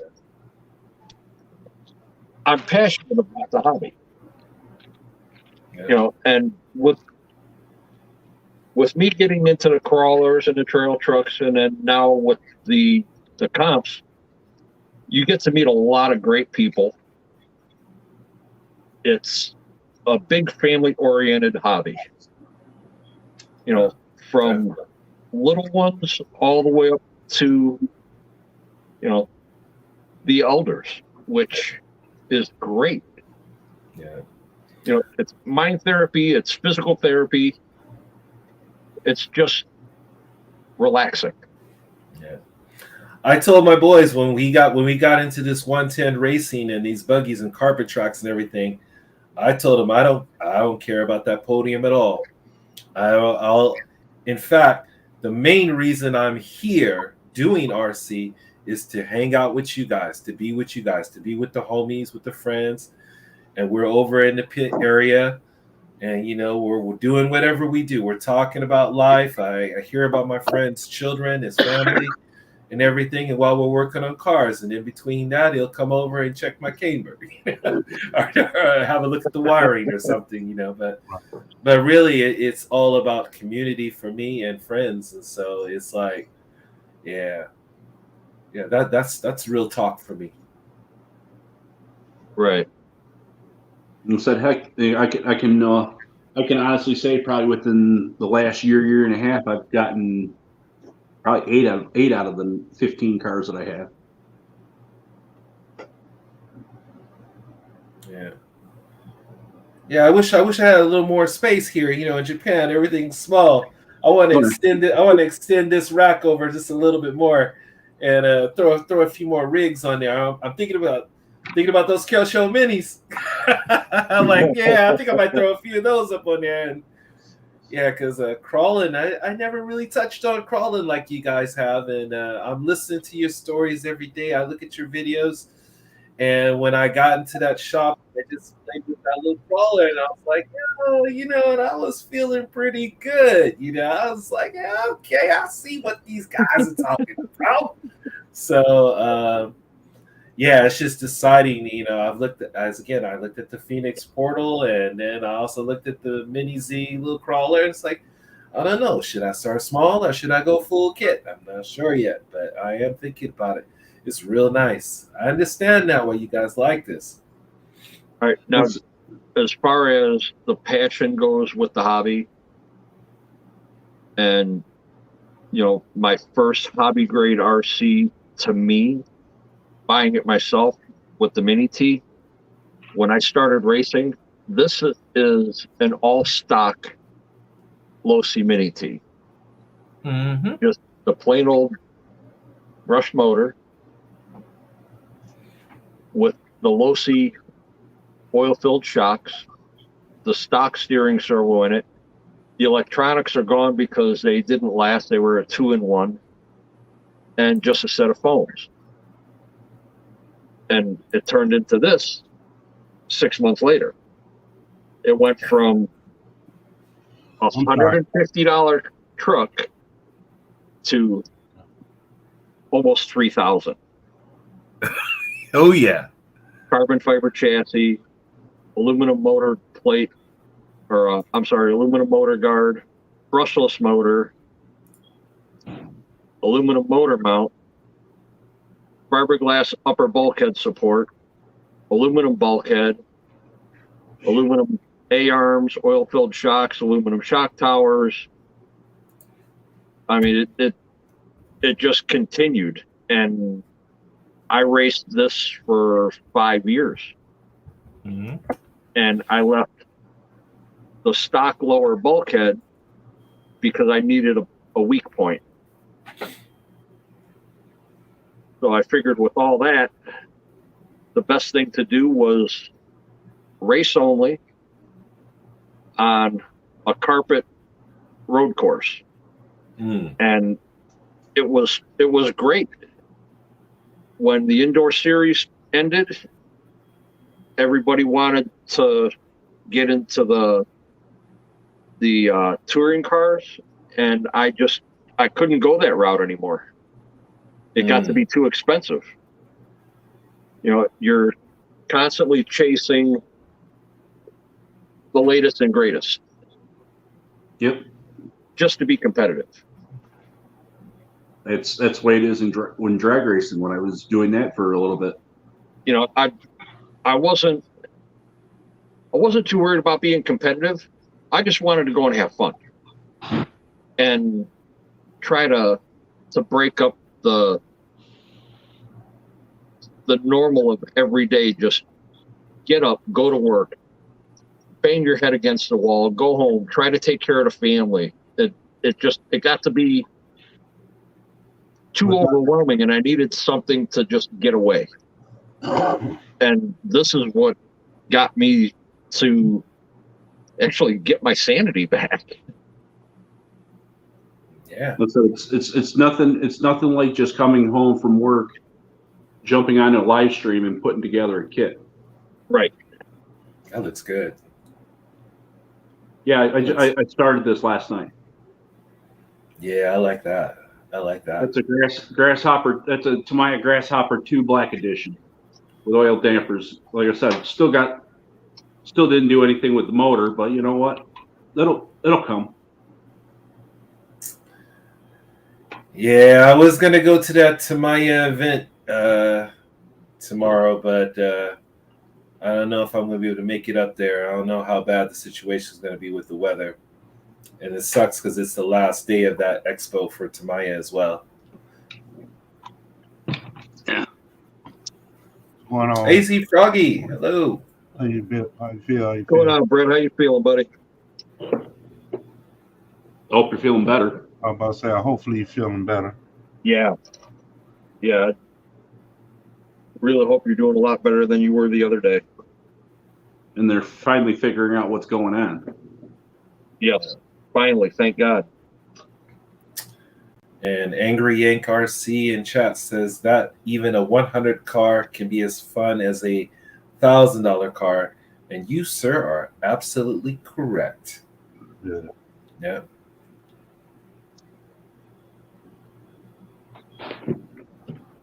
Yeah, like I said, heck, I got probably between the car and the battery and the ESC and motor and this probably $200 wrapped up into just as little one. Oh yeah. It's still basically stock. Yeah, let me go grab a box since we doing show and tell. But then again, you know, you get into the LMT where you got almost 1,100 into it. Yeah, I mean, when I got into the crawlers, this was my first crawler. It's the original SCX-10 G6 Falcon Edition. Mm-hmm. All I did was I added lights to it. I did my own twist with the body. I didn't do paint. I did a water transferred image hydro dip on it. Mm-hmm. You know, and just made a bikini top and did a couple little things. But I made it mine instead of the same thing that everybody else has. Well, yeah, it's just, you know, like my snowballed from there. Yeah, like my SCX-10. The only thing I did when I pulled it out of the box is I changed the motor from a 35 to a 27 and changed the servo. Yeah, that was the first, and then I had a low-C Nightcrawler, and then the 10-tooth kits, and snowballed from there. It just kept going and going. It hasn't stopped yet. This was one of my first. And I still love this thing. It's been sitting on the shelf for a little bit. But what I'm doing right there, this is still pretty much stock. I just added little custom things to it. But again, what happens is okay, so this has been sitting on the shelf for a long time now because I've been playing with bigger toys or faster toys. So this week I ordered another body for this one. And I'm going to put my own spin on this and hopefully put some more color in here and get this back out on the track. But I didn't spend too much on this one. So this is a good example of, again, what Angry Yank said. 150, 100, some dollars. And yeah, this one is a lot of fun and it's brushless and I outrun a lot of people on the track, when we're just out there having fun. But this is a good car. It's got the touring tires on here. I probably need to do some work on this one. I'm going to strip this thing down when I put the servos in on the other cars. Yeah, what color should I do? Yeah. Haven't decided yet. I'm going to do something. Put something in chat. You guys are here in chat. What do you think I should throw on here? The original body was kind of gray with these finish line here, a couple stripes. But if you got some color ideas, read the chat and just let me know. Maybe some Mika red. I got all the Tamiya colors. You can see them up there on the shelf. So, what's your favorite color? Oh, I start drooling when I see gunmetal. I start drooling when I see gunmetal. Oh my god, I just lose my mind. But yeah, hold on. Gonna trip you guys out. So I'm gonna see if I can get it up there so you guys can see the colors. Okay. Wool CRC said green. Right. You guys want some green and splash some racing green on there? I was thinking like a fluorescent green, a purple, and a gunmetal. Oh yeah. Yeah, we got some cans back there. I'll pull the plugs out. Now the three colors that people don't think will go together but actually look good together is a lime green metallic, gunmetal, and a fluorescent green. Or I'm sorry, a fluorescent orange. Or just a basic orange. And they really accent each other well when you do it right. Sometimes even if you add a little bit of flake to it, it'll help it pop up and be able to see it a little better too. Right. Now, see, when I was racing off-road, we used to go for the really bright stuff so you could see your truck. And the same thing with on-road. Mm-hmm. A lot of guys would flash a lot of fluorescent colors. Oh, yeah. Yeah, I got some flow orange here and a little bit of flow yellow. And there's maybe this metallic orange is good there for a contrast. But the one I really want to mess with, where did I put that can? Yeah, I haven't messed with this racing green yet. I want to play with this. I might throw some of this on there. We'll see. Is that a metallic? No, racing green is a flat. Yeah, it's a flat color. It's a flat color. The metallic solid. green is right here. And again, it's really hard to see. Oh, let me move that over there. Again, this is a lot brighter, easier to see.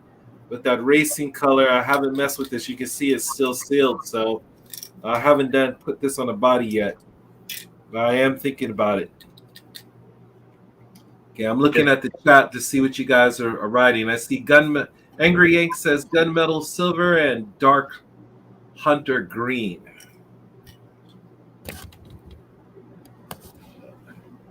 Gunmetal silver and dark hunter green.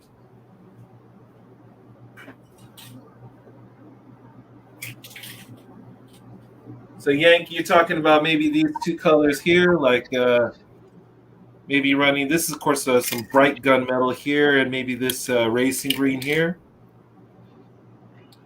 Yeah, and then a bright color to offset it, or a subtle color like a purple or red.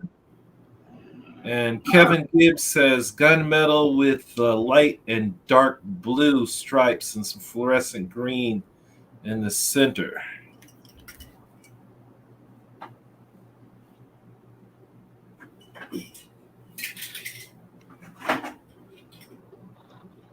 Now, when I was saying with the lime green, gunmetal, and the orange, Mm-hmm. Hold on. this is what I did with one of my trucks to accent Okay. the green. Mm-hmm. That looks good. Yeah. And it It's just a pop. pinstripe, but it's something to break it up. I see what you mean. So you kind of your eyes kind of follow the body line, yes? Right. So you're not all like a solid color here, and then another color, or just a stripe. You got to put a couple different colors in that you don't think would look good, but actually do together well. But then when you're talking, you like the gunmetal, you could do this. Oh yeah. Do the Okay. gunmetal with the silver stripe and a black stripe. You can mix those three together. Take your shadows and your lights and put those together. And then all I did down on the bottom was just a black stripe. Okay. And With you the ran black top. silver with that as well, yeah? So what?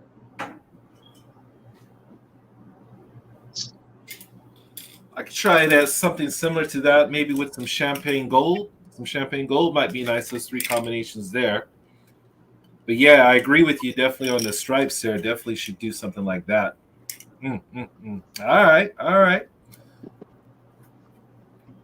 Again, thanks for the comments in the chat. I appreciate that. You know, always listening to people, listening to other people helps a lot. Mm-hmm.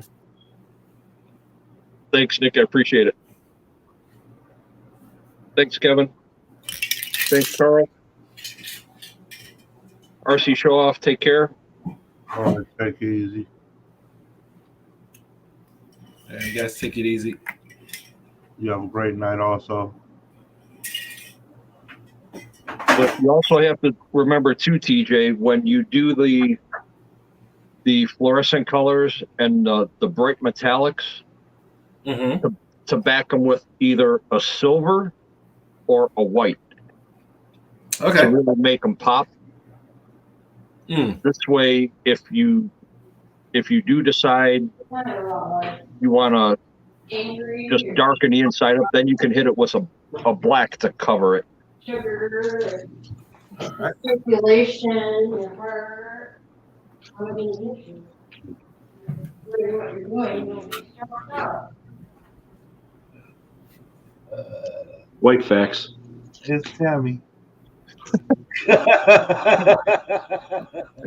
I'm not in here to talk to you, but you.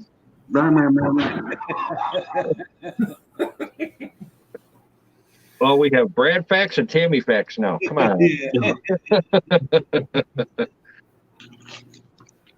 Oh, he had me dying last night when he said, and that's a Brad fact. Right.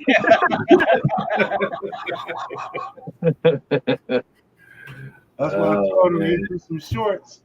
I'm telling you. Those little subs will go up.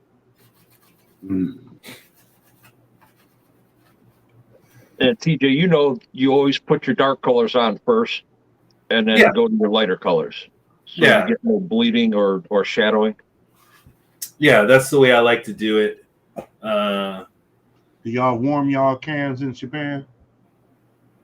Yeah, I try to put them. I put them a little bit in front of a heater for a while, or I've heard other guys talk about, you know, kind of just putting them in some warm water, doing it that way. It's cold right now, so again, I haven't gotten to finishing up that box. Yeah, if you put them in a bowl of hot water and let them sit for about 10 minutes, and just periodically shake them, it lets the paint flow a lot nicer and it sticks to the body better. Yeah. And same thing before you start spraying the body, heat it up a little bit with the heat gun. It lets it adhere and it'll actually gas out better, more even. Yeah, rattle cans can be unpredictable if you don't treat them right. if you don't prep them. Yeah. Yep. And again, part of the process of painting bodies, feel like most of the work is, at least 90% of the work is to prep. And It Yes. really is. So that's a good paint tip. Whether it's cleaning the body, taking your Scotch Brite pad, just going over it lightly, or yeah. See, I've seen a lot of people use Scotch Brite pads to scuff the inside of the body and paint them, and some of them it's been doing that because the paint can't flake off. But the polycarbonate paint is actually designed to adhere to just a clean body. Clean surface. Clean that body out as much as you can beforehand. Right now, But this again, is yeah. Go this ahead. isn't one of my best paint jobs. This was just a rush because it's a comp body. I still like it. But I went with a Oh, I like that. purple to green. It Oh. actually changes color in different light. So right now it kind of looks green. And you can see the purple highlights on some of the body line. And then I just went with a regular red and orange. And I just took a chrome paint pen and just made the stripes. Like I said, it's not my best paint job. I had some bleeding where the tape lifted. It's a comp body. I don't care. Yeah. I made it mine. But this is what happens when you paint in the cold. I just recently picked up some of those chrome markers off of Amazon. Those things are beautiful. The way they that mirror look Yes. to it.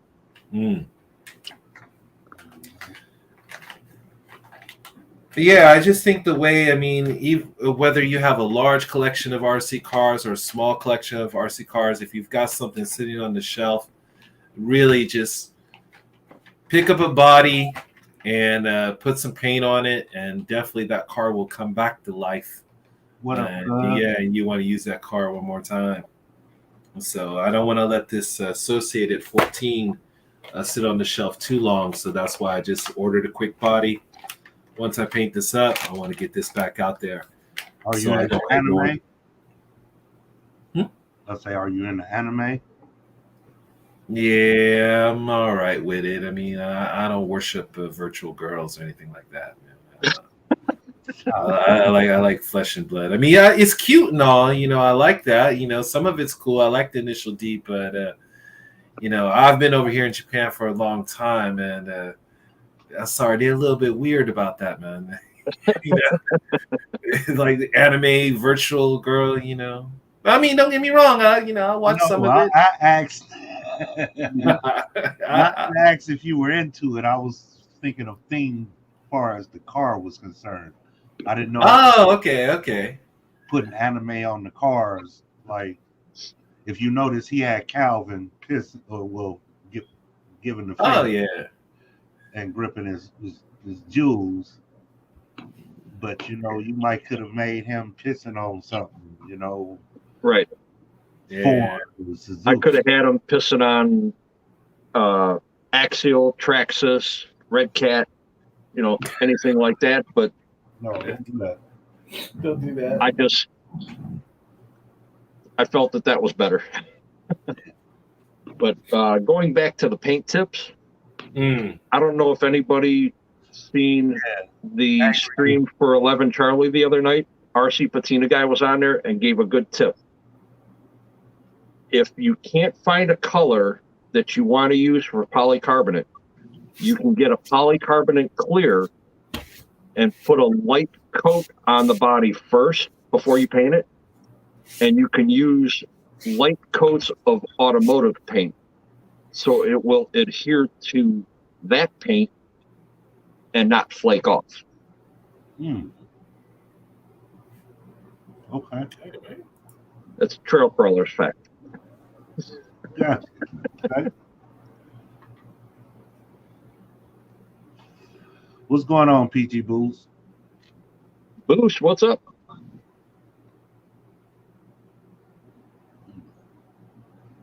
Yeah, I seen some, or who was it here in chat?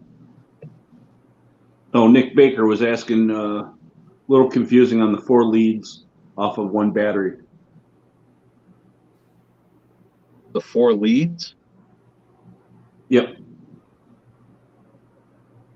It's probably one of the bullet plug ones. One's probably a positive, the other one's probably a negative. The third one might be a balance port. I don't know what the fourth one. Yeah, I'm a little confused by the fourth one. Nick, are you talking about this wire along with the main positive and negative? Because these 4 leads are actually your balance plug.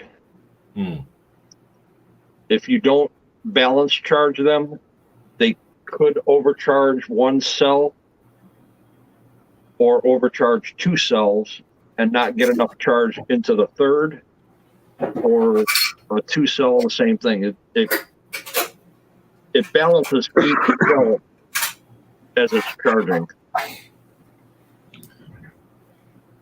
Or if you're new to the game, just go with a spec. With a spec smart. Now, some people don't like these Spectrum Smart batteries. It's like an opening Pandora's box when we start talking about smart batteries, but I've got a couple of them. I kind of like them. They're all right. I like how you can program them. So, but I'm gonna stop right there. Brad, how you doing, buddy? Hello, guys. I'm feeling a little bit better than I have been the past few days, but Glad to see you. We've missed you in the streams. huh? We've missed your pretty face in the streams. Glad to see you again. Yes, I know sir. that part ain't true.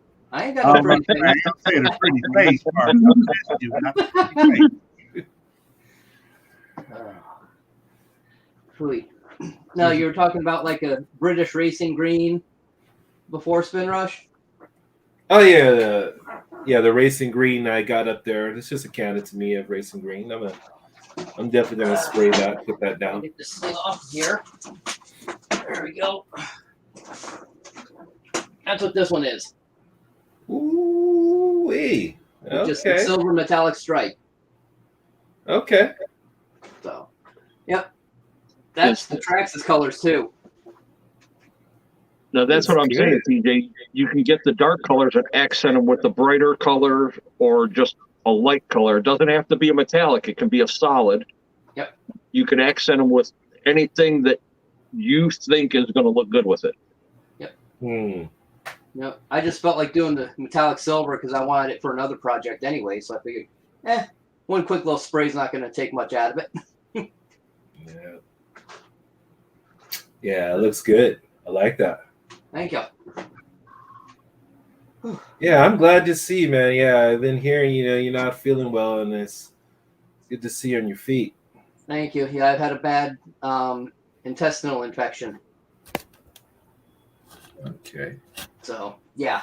It really sucks when you're curled up in half in bed and can't move. It's hurting. I'll be right back. But Then there's other nights where you feel decent, and us idiots decided to pick on Brett all night long and make him laugh. yeah, no. Matter No. of fact, let me open this up right now. What's this here? Uh-oh. Take away if I can without making That's the next tape-off game.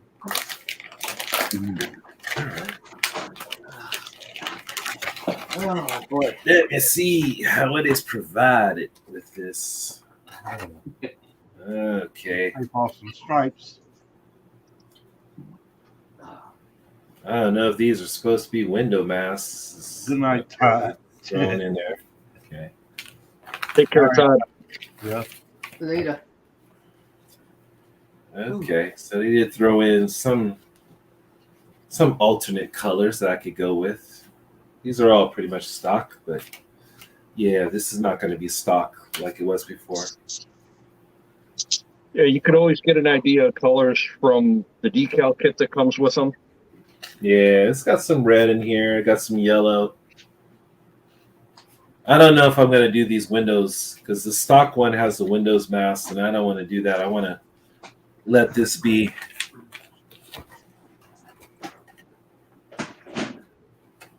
not bad. I see. So you actually want to be able to see in the windows? No, I don't. I like the windows clear. Right. When I do my own job.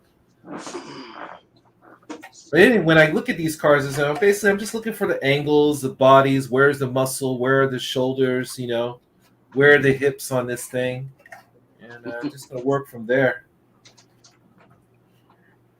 The smaller they are, the more difficult they are. Yes, they are. Yeah, we won't go there. It was a pain painting my SCX 24. Oh yeah. What you got there? I'm doing some changes to my SCX 10. So pulling stuff off so I can move stuff around. Gonna put some of this stuff on the 6. Things like that. Here's an example of small scale trying to figure out a color scheme when I was racing the Kyosho Mini Z's. Mhm. And a panther pink with a black marbling, just taking a plastic Ziploc bag and dabbing it. Yeah. And Now, just- those Mini Z bodies, those are not exactly Lexan, are they? There's some. No, they do have Lexan bodies for them, Yep. but the majority of them that you buy, There's something called a white body. Yeah. they come in a white ABS plastic mold, Yep. which that was, and it's hard to find a scheme to put on something that small and make it look right. That's the problem. I can Yeah. think of many paint schemes, but getting it to look right on that size is the problem. Right, because now everything is gone from this to this. Mm-hmm. Yep. Scaling it down. Because that car, if I were to sit my phone down and sit that car on my phone, I could look down on top of it and see the whole edge of my phone. Later, Nick. All right, Nick, take it easy. All right, later. Take care, Nick. But yeah, the whole thing with coming up with a paint scheme is trying to figure out colors. A lot of guys look at regular 1-to-1 cars as far as the racing. There's some guys that I know that have painted them up like a real GT race car, and they've got weeks into painting them because they've got so many different colors and so many different lines, and All you the know, from masking. flat to gloss to a metallic, and no. I saw some guy recently with a B6.3 body that he painted, and he had it just every color of the rainbow, and I was like, "Oh my god!" Right. My cousin has a question for y'all. That RCs can are be. basically building a concept car on a smaller scale. One thing I did see, and I remembered after I seen it on 11 Charlie stream, that RC Patina guy did the Hemi Cuda body a couple of years ago in the I forgot what it was called. I think it was Color chip CUDA. yes. One side of the car was a solid color, and the other was every color that was offered for that car. In that year, yeah. And when he did it, he even said that he messed up when he first started with the blues, that he had them out of order. And he had to go back and clean everything off and then redo the whole side of that car again. Yeah. Ladies and gentlemen, boys and girls, What are we talking about? Hold Paint. on, let me show you. Let me show you. I found it. Hold on. Let's see. Come on now. What's going on here? Okay, here we go. Let me see. Yes. You guys see that? Wow. Yep. And he replicated that on an RC body. Yep. And all it was a magazine ad. That wasn't an actual one-to-one car. Right. That was just to show the colors that they offered in those years. Wow. How long did it take him to paint this again? I want to say about 2 weeks. I think that's what he said. Yeah. And that was after he realized the mistake with the blues at the front. Yep. God. Because you notice in between each color is a black line. Right. So you got to do all that, peel all that, each color off, and do that, and then just keep doing those, and then back and forth,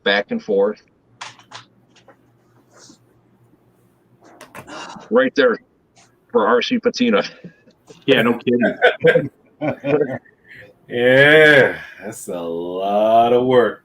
If you're dislocating your shoulder, patting yourself on the back, hey man, You deserve it. Yeah. Oh, You yeah. deserve it at that point. I will rub your shoulder because it is well worth it. That was like over the top. Man. Oh man. But then you also have guys on the other side of the spectrum, like Chris from Hemistorm, that did that 5th scale Audi body. Oh my God. And when I talked to him when he was on Icon's stream, Right. it took him almost a month to paint that body. Yes. It's like 50 colors on it.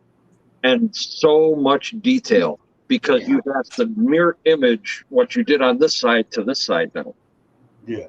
And he had the whole body masked off with tape and cuts everything with an X-Acto knife.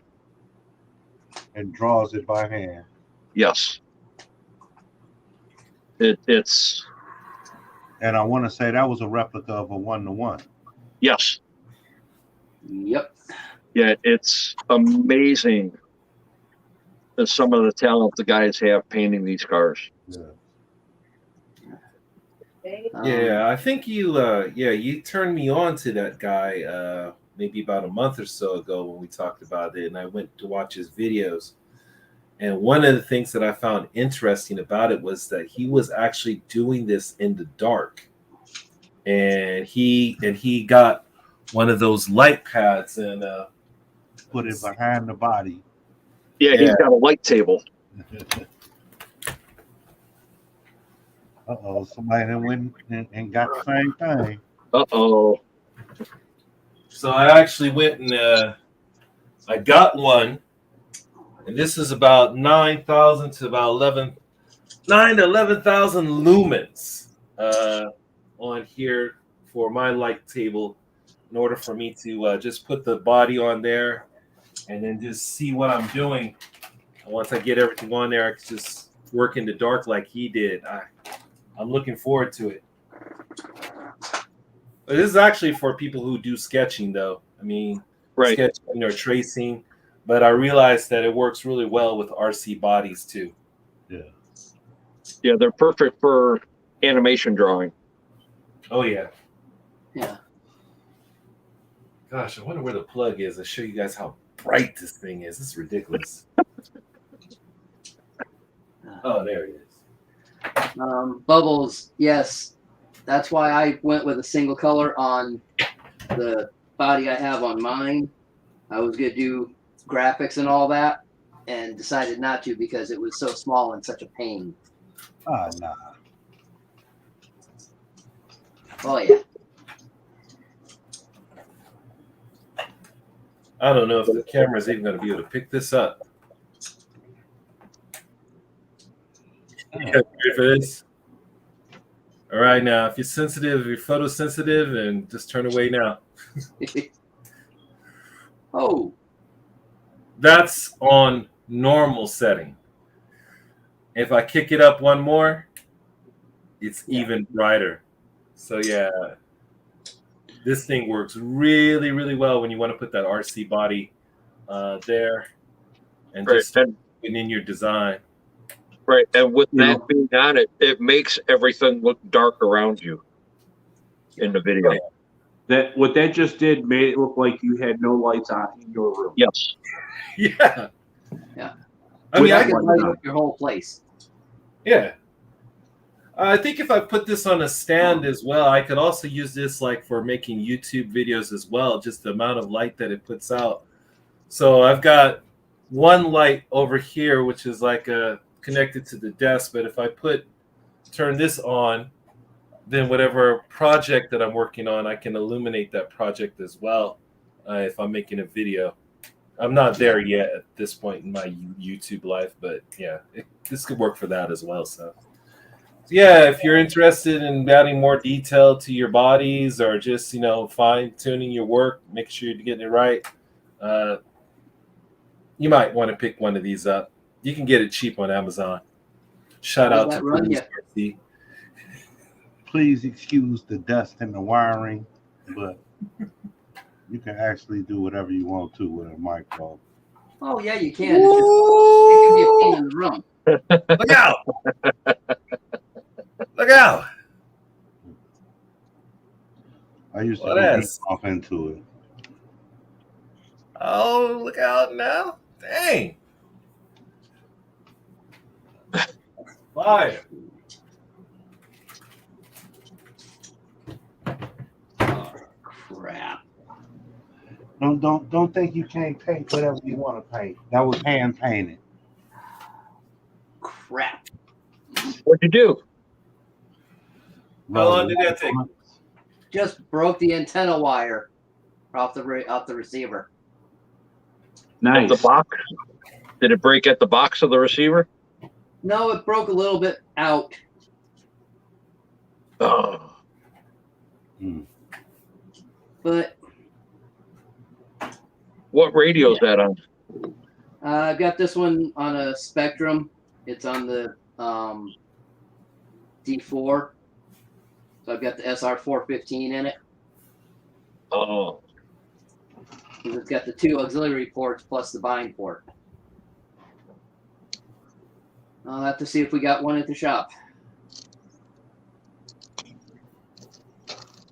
Yep. Oh well. It was repaired before I got it, so it was just a matter of time. Still sucks. Kevin Gibbs says, "Well done, Guru got skills." Thank you. I just got lazy on mine, to be honest. I won't lie. I was like, yeah, no, I don't need to do that. It'll look good like this. Right.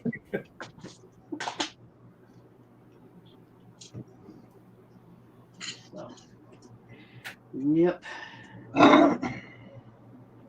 Yeah, anymore, I try not to do a lot of detail. I try to just do something simple. Something that looks, because of what I have, the trucks, I try to do it that looks scale. Yeah. Something that you'd actually see on a regular truck. For me, it depends what I'm working on. True. If I'm working on my bomber race truck or something, I don't get too crazy with it. But the semis, yeah, I'll get a little more picky on those. Right. When I went to Tokyo last weekend to do that video, we went over to this other shop. It was like a printing shop, and they had all kinds of stationery and stuff. And I just happened to look over in one corner, and they had this whole section for people who want to do what they call those, if I'm using the right word, dioramas, where they create this entire background. They use that stuff mostly for model trains and stuff. They make trees and stuff, and Yeah, I'd like to try some of that out if I go the mini Z route, because those trucks would look really good with kind of a natural background or something like that. Have any of you guys tried any of that stuff? Not yet. Not yet. Not yet. I want to do a scale garage. Yeah, that seems to be the thing. And earlier, Guru, you asked about drift cars. The drift car guys, they love that stuff. I noticed. We have it at our sloppy town, our local sloppy town. Some guys even have like little mini dyno machines and stuff, and they got the lifts in the little diorama as well. I was like, wow. Yep. All that to be stationary? Okay. Trail crawlers almost have one. What? The lift. That close? I can get the lifts. Guy that goes to my church, he installs the full size lifts, and Ben Pack and all his offered him the small ones on many occasions, and he has no use for them. But he said next time they offer, he's gonna let me know. Yeah, when I seen the price on them, that's what stopped me from hitting buy now. Yeah, the price he gets them for is a lot less than that.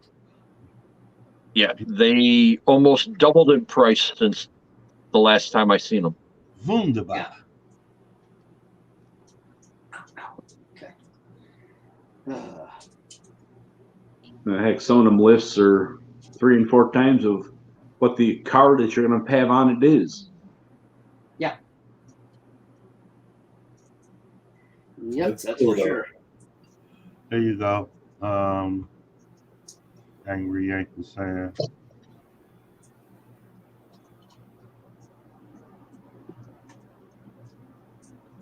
Yep, the 2 P's. Practice and patience. Yeah, I'm like a doctor out of business. I have no patience sometimes. Oh, Steve. that was bad. That was bad. I ain't got any patience. Oh man. So I just get so excited, you're ready to spray that next coat on, No, you gotta make sure it dries, and I know, sometimes, man. depending on the color, let it cure a little bit before you jump with that other wild color, else it'll bleed through. Oh yeah. That's me right now. I've been letting the Aeromax sit to let the paint cure. I've got to do a light color sand on it, and then figure out my next accent color I'm going to do. On which truck? The Aeromax that I did black. Oh, okay. Angry, why you gonna do me like that? Angry Yankee in chat. I see that.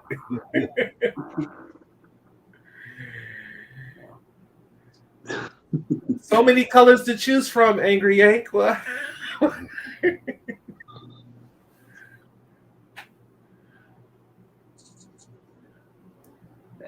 What's up, G Green? Speaking of you, Trill. What's up, Grant? All right. Okay. That's done. Kurt, that's why I paint one color. I don't have patience. He paints? Sorry. Kurt does. Brad doesn't. I was going to say Brad doesn't. No, I know that. Yeah, Tank was busting his chops last night about that. Yeah. Yeah.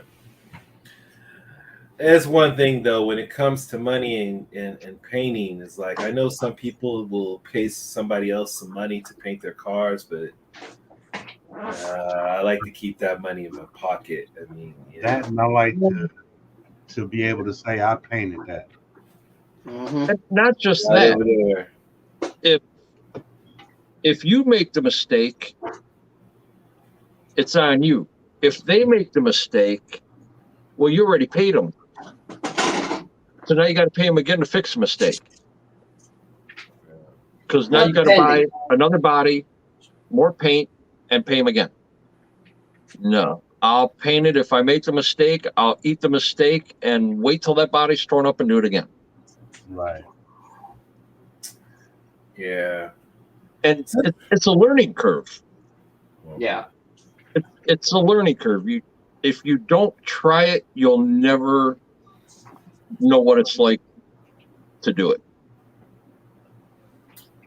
Yep, that purple body I had on the SCX-10, that was the first body I ever painted. I mean, I've got so many bodies that I've painted under my belt that's not even funny. And I didn't know about polycarbonate paints. So at first I was doing a lot of outer, like the outer shells. Yeah. So I did stuff like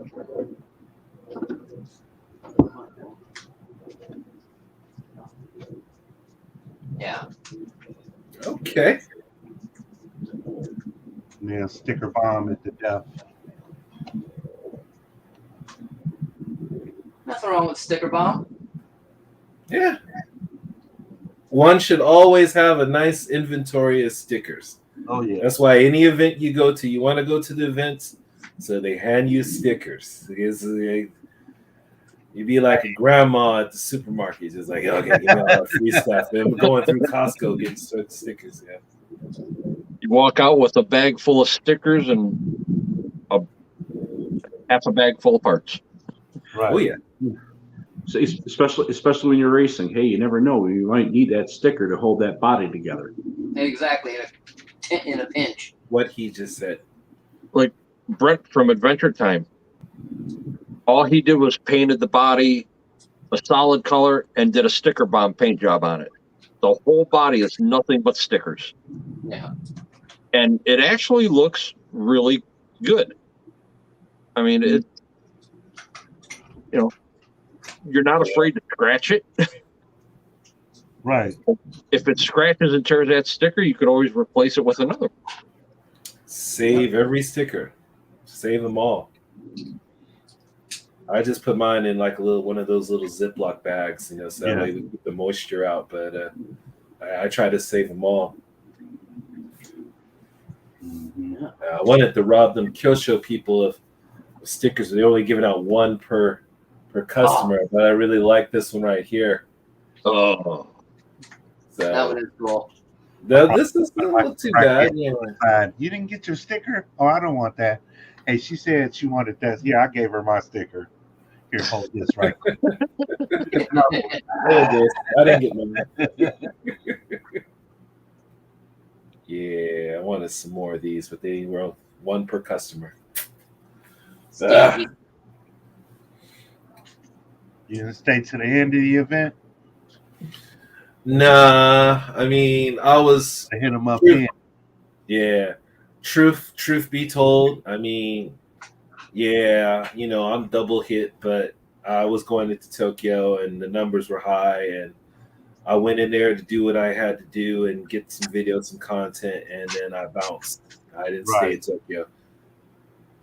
So, not to say that I'm scared, but just don't like taking too many risks, not with the health. But I don't want to go into that too much, so let that go. Yep. Yeah, but I am hoping the snow will come down. If I can't bash on it, then I'm going to drone over it and get the drone out this weekend. And I just want to get some footage of Japan in the winter. And so I'm charging up some drone batteries now. So hopefully I get in the air this weekend. So here's a question for you. If you do get a crawler, are you going to get a micro crawler since you say it's cold right now? Or are you going to get a temp scale? Right now, what I'm doing is I got to do some more research on locations. I mean, I know. I mean, this is fantasy, but I actually thought one day that you guys, if you ever do decide to come on out to Japan, where would I be able to take you guys to go trail crawling or just crawling in general? And so I'm doing research right now to see where can I crawl and what size scale that they have.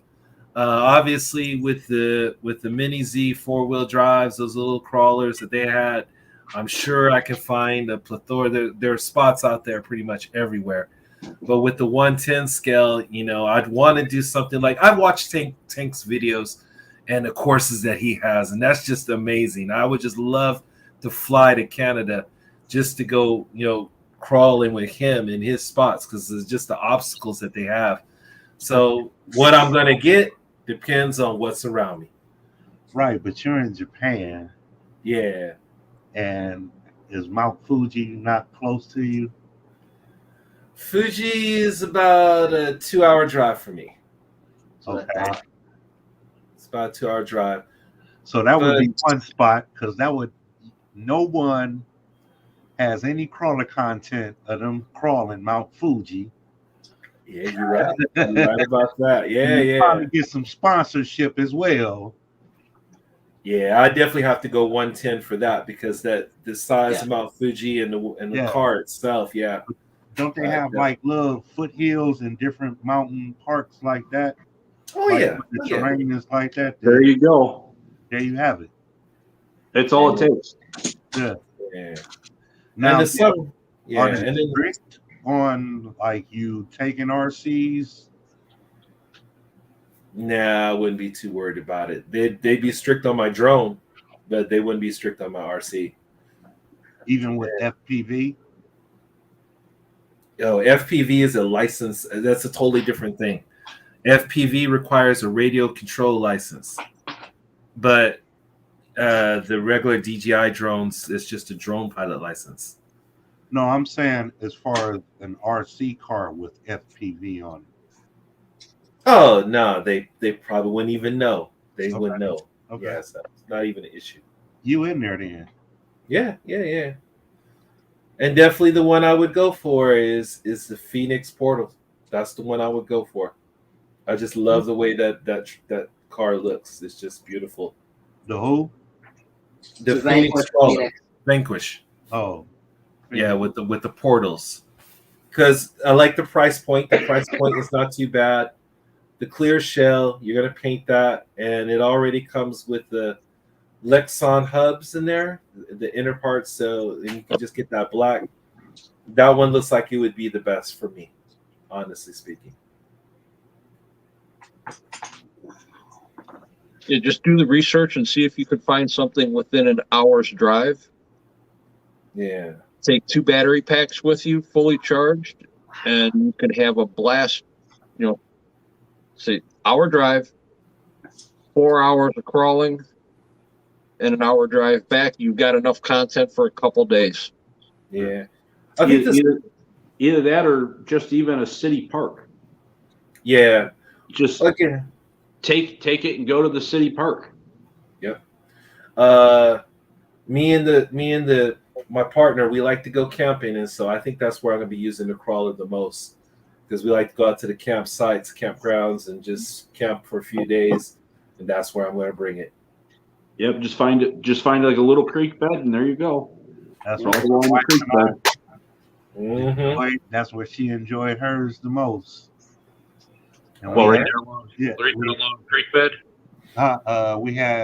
We went camping this summer, mm-hmm. and I have the 10-person tent. So I had the other room set up as the RC room with the suitcases and the crawl. When you're out camping as well, you set up an RC room. Yeah. All right. Yes. The RC's got to sit up off the tires, especially if you're gonna run them in water. You take it home to the woods. Yeah, I took it to the real woods. Did a creek bed, a little crawling up the dirt, and a little hiking. Kevin Gibbs, sorry, I was looking at the chat just now. Aoki Gahara, sorry, I don't know that spot. But you also have another question. Is there a lot of camping in Japan? And the answer is yes. They love to go camping out here. Companies like Coleman,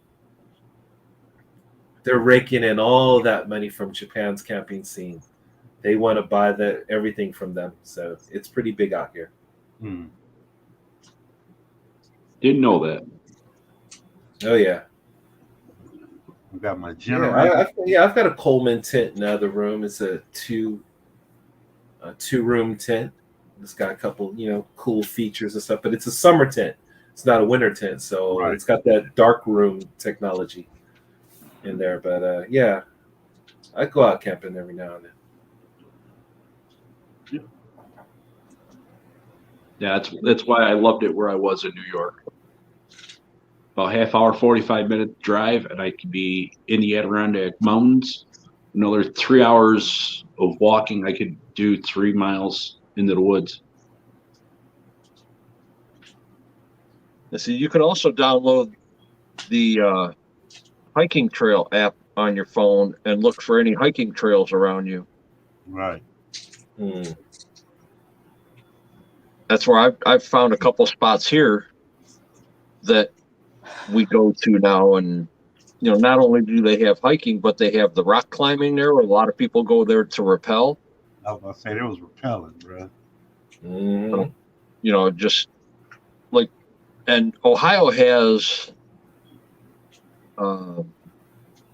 about 30 or I'm sorry, 300 different areas that have waterfalls in their trails. And if there's waterfalls, there's a lot of rock. And there's guys, they bring their crawlers all over the place. They go to Hocking Hills, West Virginia, at the Ohio line. They take their crawlers there because Hocking Hills Campground actually has a racetrack, an RC racetrack, with a driver's stand right at the campground. Nice. That's cool. Oh. It's not a big track, but it's a racetrack for people to bring their kids and play with their RC cars. Sweet. But yeah, I mean, it's. I think you've got a better chance of finding places where you're at with 10 scale than most of us do, just because of where you're at. Man. With the mountains and the countrysides and, a lot of the farmland out there, a lot of it's uncharted territory for the RC industry. Yeah. Yeah. I've never seen an RC go through a rice paddy. I'm just throwing some stuff out. It was interesting. I was out a few months ago near a local river, and you never know what you're gonna find. And I found a bunch of old Japanese guys. They were out there with those gliders, the gliders that they sell on Horizon, the ones with the LED lights and the wings and everything. Right. And I was really surprised. It was they were just kind of out in the middle of nowhere, like as you said, uncharted territory. And they had a little club out there, and they were just out there with their gliders. And I was like, okay. So yeah. And it was probably over some old farmland. That's right. Yeah, so that's where it was. It was by the Arakawa River, and adjacent to that on the other side of the embankment, that was just kind of farmland. Right. So now you have the river with thermals. They take advantage of the thermals because the glider can stay up a lot longer. Yeah. Yeah. It's amazing. Like I was saying earlier, from little ones all the way up to the elders, and the elders know where all the great spots are for flying and for certain parts of the RC, and a lot of people can learn a lot from them if they just take the time Shut up and listen. to go watch and communicate. Basically, shut up and listen. Right. And and I'm sure everybody here has been told growing up, there's no question is a dumb question. So you always ask because they say, well, that's a dumb question. No, it's not. I don't know, so it's not dumb. Yep. I bet you do. True.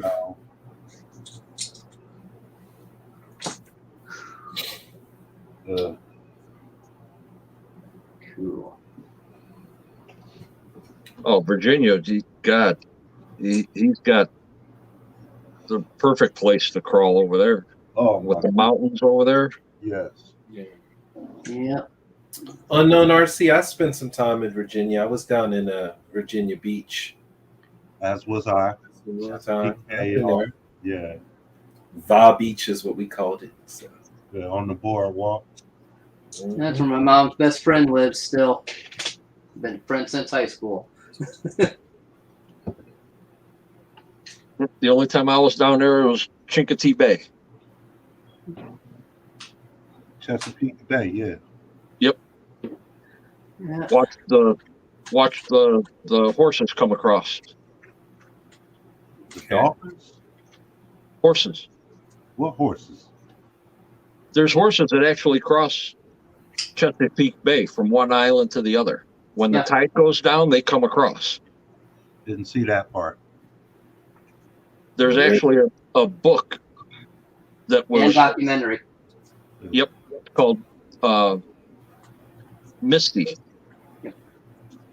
Misty of Chincoteague Bay and Chesapeake Bay. We were out there fishing. My dad said, "You know what? We're going to watch the horses come across."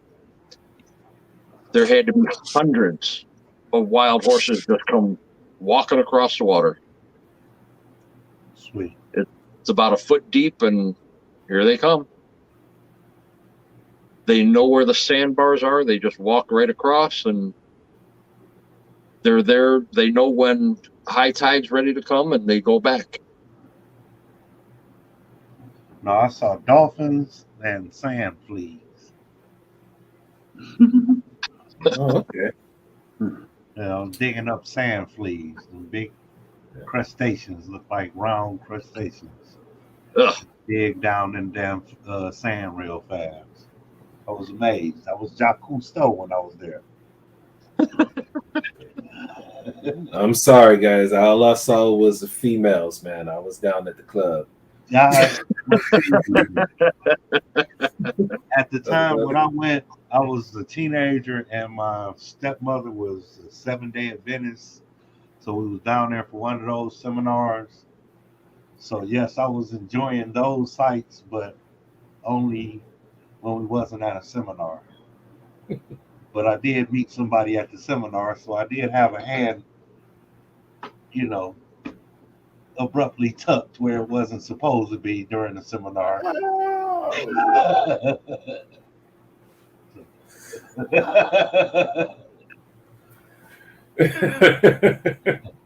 Right, little bastards. Oh, he's talking about the fleas. Sand, please. Yeah. I was amazed by them. I had never seen those before. Because here in Ohio, we have man-made beaches. Yeah.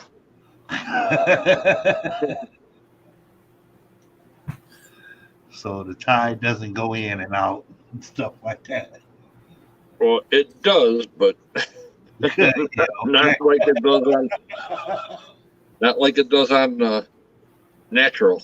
Right, that was totally different.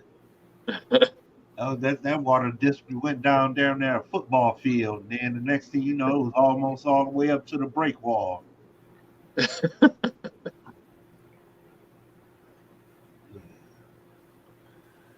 No, that's when you begin to wonder, why do they got this huge bank of sand here before this beach?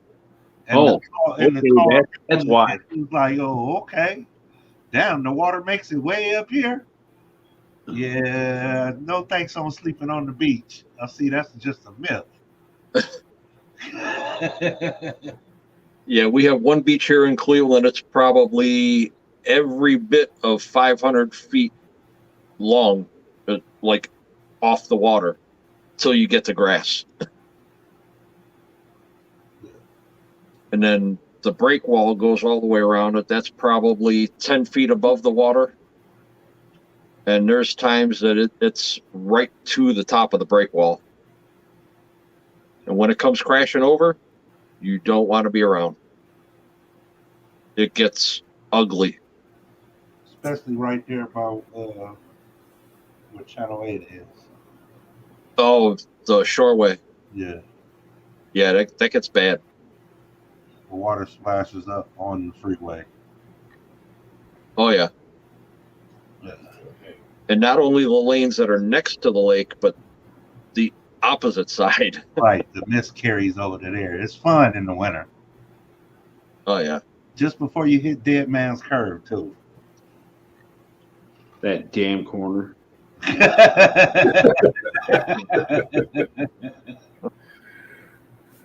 Yeah. It goes from 60 to 35 real quick. Yeah. And not to say this, the corner goes exactly like this. Yeah, so here, You know, 90 degrees. Well, they give you a lot of warning. They give you a mile of warning. They do, but the problem is when you're going through that corner with a U-Haul with a trailer attached to it, and some asshole's deciding to race a crotch rocket and a fucking Corvette through there, it's not fun. And want to get all the way into the far right lane. Yeah. So they keep going straight. Yeah. Uh-huh. yeah. All right. Well, there's been many semis split in half right there. Oh, I wonder why. What's going on back there on toys? All right. Whew. The wiring in this thing is a pain in the tail. Sure. Man. What are you working on? Changing the servo on the 6. Oh. I'm about to say that was the Traxxas. Yeah. What servo are you taking out? A shift or a steering? Steering. What are you putting in? My MKS 1220.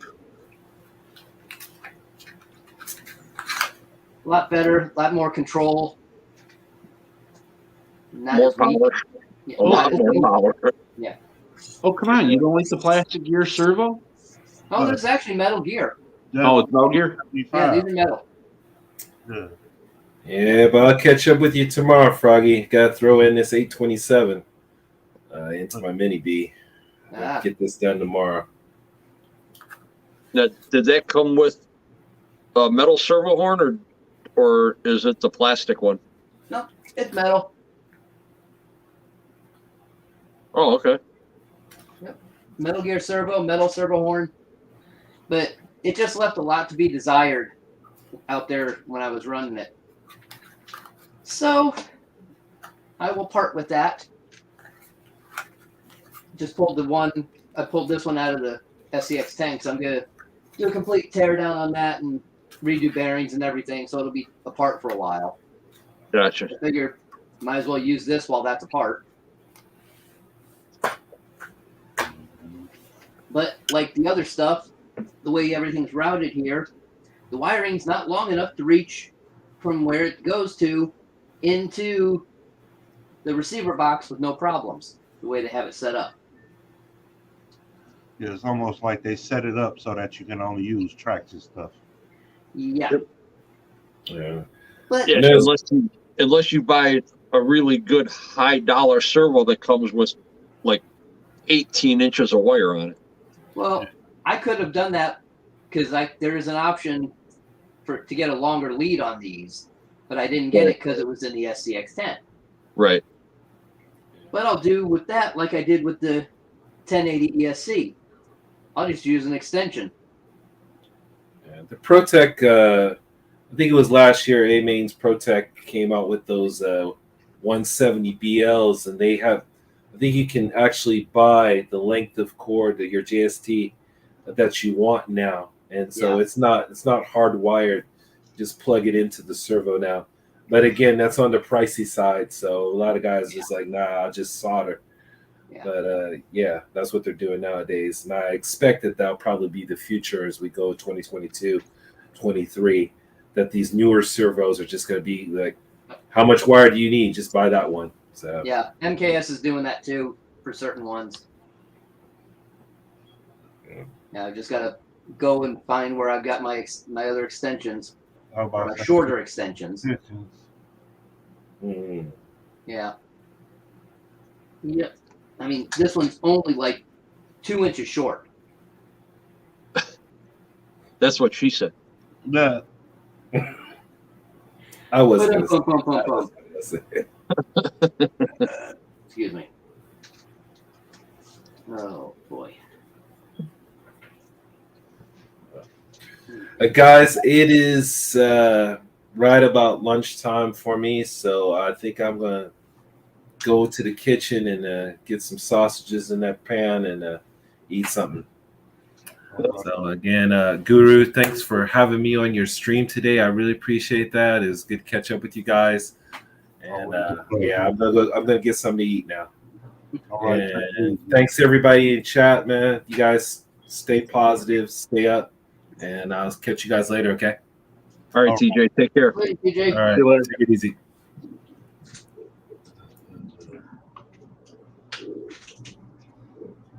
Only 2 inches up for my condolences.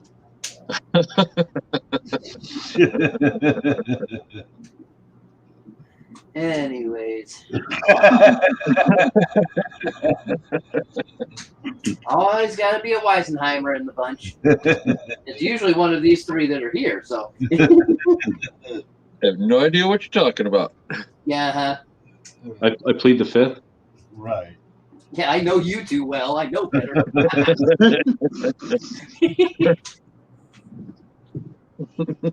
Oh, boy. Hey, what? There's always room for a one-liner. Yeah. Or you could always give that Brad look. Ooh. Idea. Will it work? Yeah. You might cheat and turn the radio box around. That's a possibility. Yeah. It's held down. I think they're held in by 2 screws. Yeah, I've already got it loose. Somebody on the creek, boy. Yeah. Well, like them now. Have you seen that too? Yeah, that's why I don't like them shits there. I was waiting for. Yeah. It'll work. I can get rid of the. That's why I was staring at it like, okay, well, what is it about to do? Okay, just climb down. All right, yeah. My great grandma had one and it would hang on the doorknob and open the doors. And it's like, yeah, I don't like you because, man, I'm in here watching Jason high as hell, and here you come cracking my door open.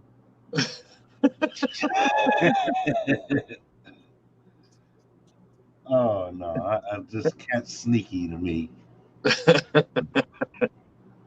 It's sneaky. Yeah, Angry Yankee when seen that, he's like, John, watch out. Yeah.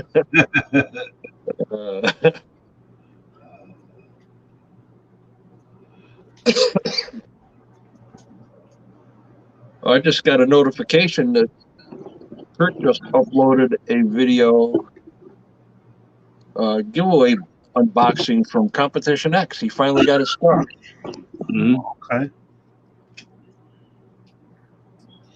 Yeah, he was in the chat for a second. Yep. He disappeared.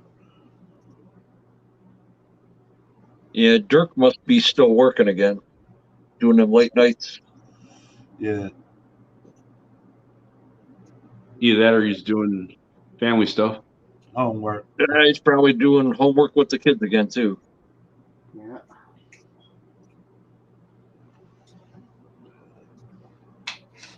All right. Yeah. I can't wait. 2 more sleeps and I get to go and scratch up that body. But I also get my new tires and I get my new foams from our sponsor. So Yeah. that'd be good.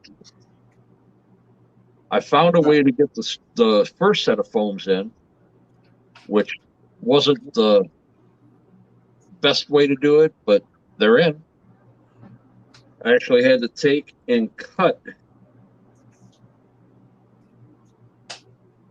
that much off the sides, Oh wow. quarter-inch off of each side to get them in the tires, so I could put the rims together.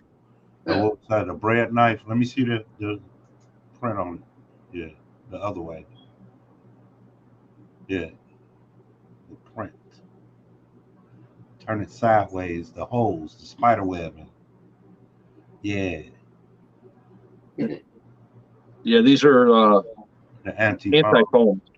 Yep, anti-foams. And did you get Interesting. the popsicle sticks to go in there? The little pieces of Oh, the tuning rods? yeah. No, the guy that's actually making these doesn't have those, so I have to buy those from Three Brothers, Oh, okay. which Three Brothers has they'd sent him a letter to cease and desist on printing them because they actually print and sell them with their name, which this file is he found on, I think, Thingiverse. Okay. So it was a free file. He downloaded it, printed it. The guy's in his mid-60s, just loves the hobby and wanted to do something to give back. So he's printing a bunch of those and supplying them for all of the team drivers for the guy that I drive for. Okay. Cool. So 8 team drivers. Each team driver's getting 2 sets. And he's got the crawling foams and he's got trailing foams. Yeah.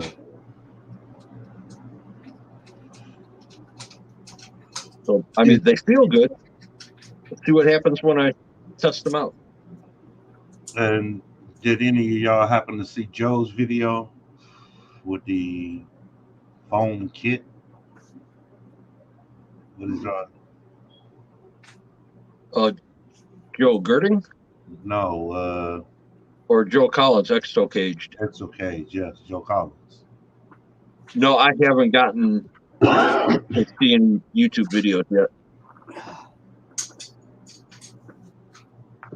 Yeah, well, I think he's got the anti-foams that he's doing.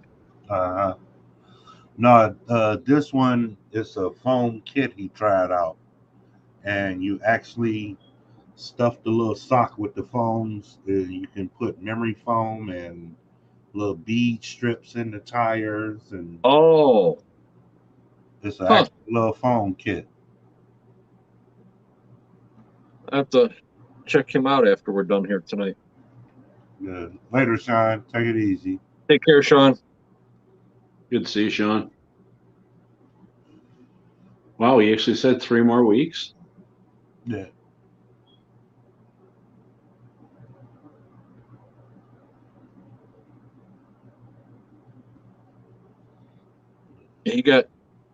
He was able to get 3 rigs complete. Yep. During the stream. So streams make the time go by quick. Sean, didn't even know you were there.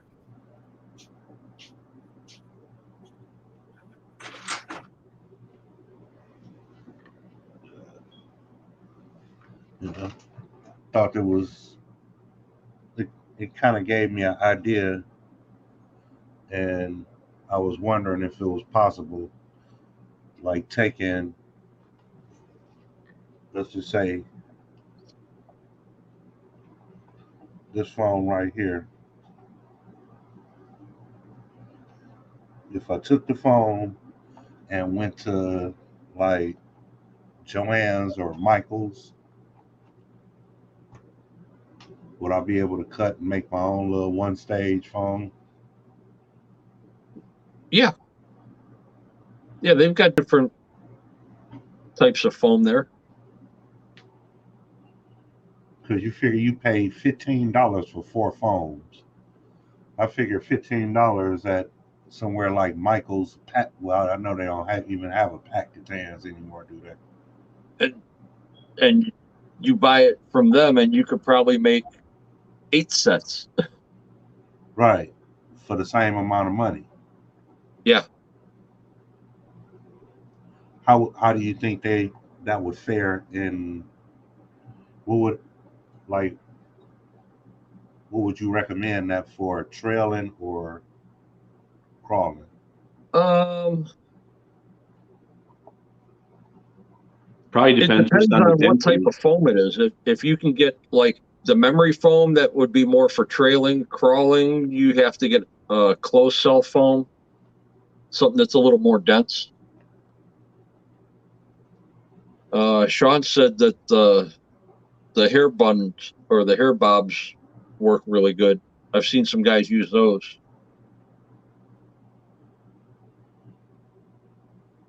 Because you can get those in cloth or like the loofah sponge looking stuff that look like a little fishnet. Okay.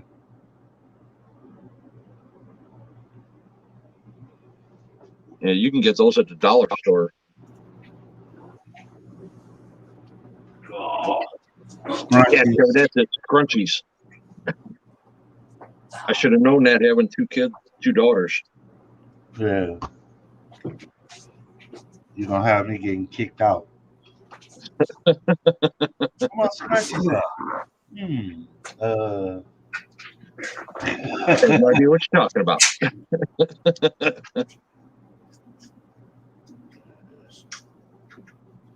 That's cool. Hold on.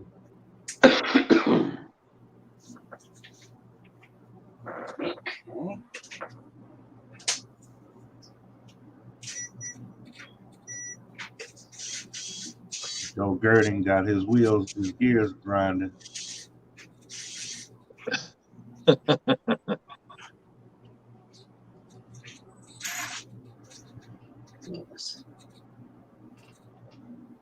There's a possibility that there could be a gladiator body coming for that, where you're extending it almost, an inch and a half. So you never know. Very true. Oh, crap, where'd it go? I mean, they just came out with the gladiator for the 24th, so I think next is going to be a gladiator SCX6. Yeah, it seems like a natural progression. I need a whole nother platform. I don't need a 6 scale. No. No, I'm saying from axial, I need something else. Yeah, they're wearing out the SCX line already. Yeah. Just like Traxxas is wearing out the TRX line. Yep. What's But the going on? problem is it's still making the money though. Right, and Element's still doing the Enduros line, but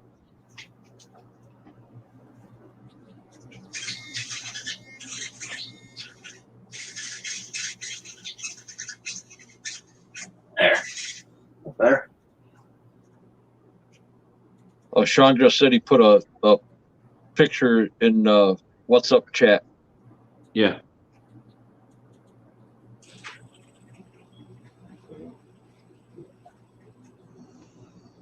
Oh, Sean, according to that tracking, you should have that box tomorrow, Friday afternoon at the latest.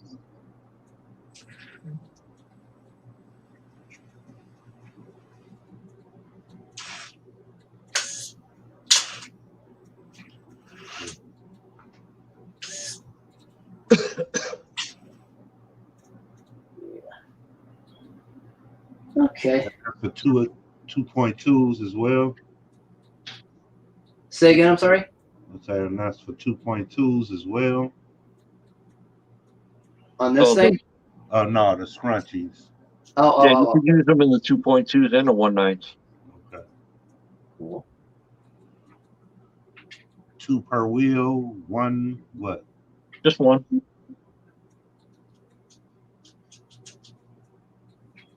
Hmm. Hmm. All right, Sean, take care. All right, take it easy, Sean. Later, Sean. Yep. I think I'll be a lot happier with this thing once I get it back out. Since I put the 1080 in there and then that servo, Right? it'll be a lot nicer. It crawls so much. I can get it to go so much slower with this ESC. Yeah. It's just so much better. Oh, you could program so much with it now. It's Oh yeah. makes a world of difference. Yeah. But, yep, servo's in.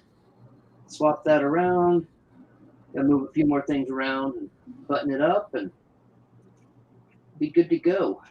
Did that have the light kit with it too, or no? Yep.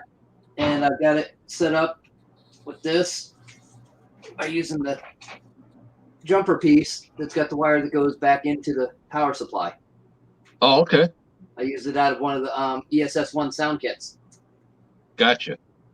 until I make another one or just add the things into this. I just haven't done it yet. Right. Because I've got the right JST plugs right over there that I can add on and plug it right in. Do you have the rock light set for it, or No, just the body light kit? just the kit that's on the body, yeah. I do want to do the rock lights, but I'll probably do my own. So I'm going to find someone in town who has put the light kit in their TRX4s and all that. And these little covers that go on if you don't have the lights in there. Yeah. I'm going to get those and I'm going to drill them out and make my own setup for it. Gotcha. Because I'm thinking it's either going to be green or I'm going to do the ultraviolet light underneath it. Oh, the purplish blue. Uh-huh. Yep, that way if I go out at night, closer to summer, springtime and all like that, I can find little things crawling along the ground at the same time. Oh, you mean like the little scorpions? Yeah. The little pricks? Yep, that they are. What's going on, Chris? All right, I Carl, thought you take care, buddy. Thanks for stopping by. Thought you had some adventure left in you there. Right, Woolsey. I didn't say I was going to chase after them. I just said I'd be able to see them. I'll chase them down and run them over, and I don't care. I just want to be able to see what I'm aiming at. That's all. I remember a couple years ago when the TRX6 first come out, a bunch of guys had their trucks all lit up, and they were running out in the desert in California. Mhm. And they had come across a fucking rattlesnake curled up next to a little bush. Mm-hmm.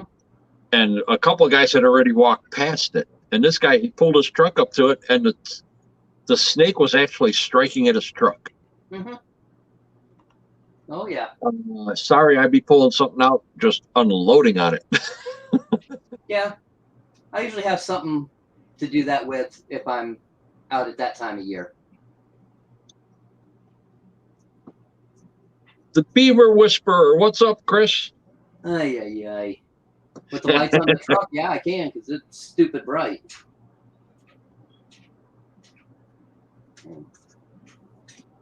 I guess I should check to make sure they do work with this jumper on there. I put it all together so you can tear it apart. Only takes one quick little plug-in for the thing.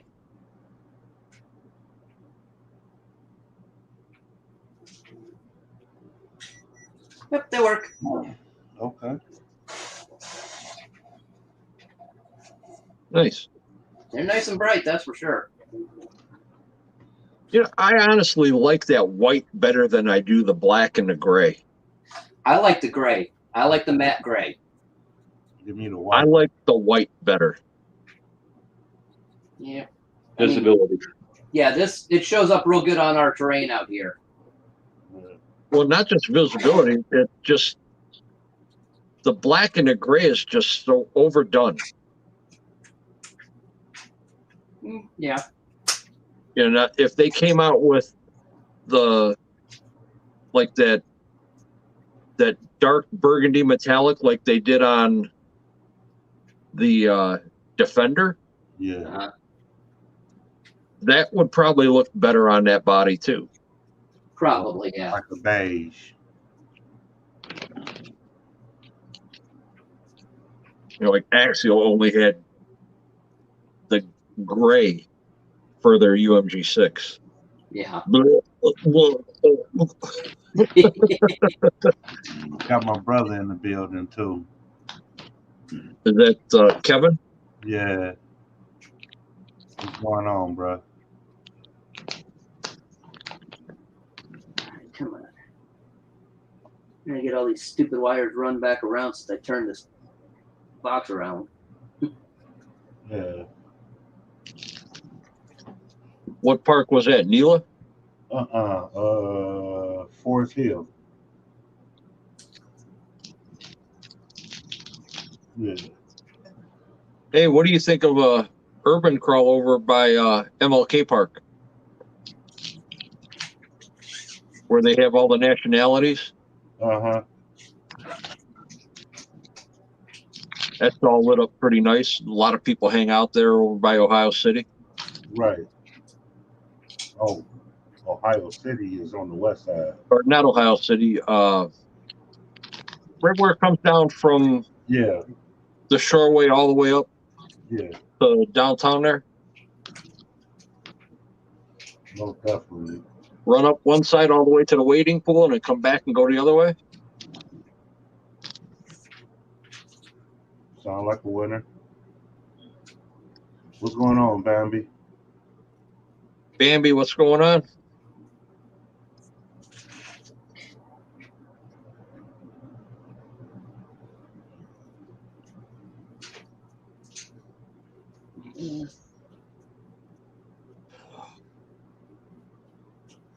Yeah, I like doing the 8 o'clock streams because we've been on 3 hours and it feels like we've been on forever.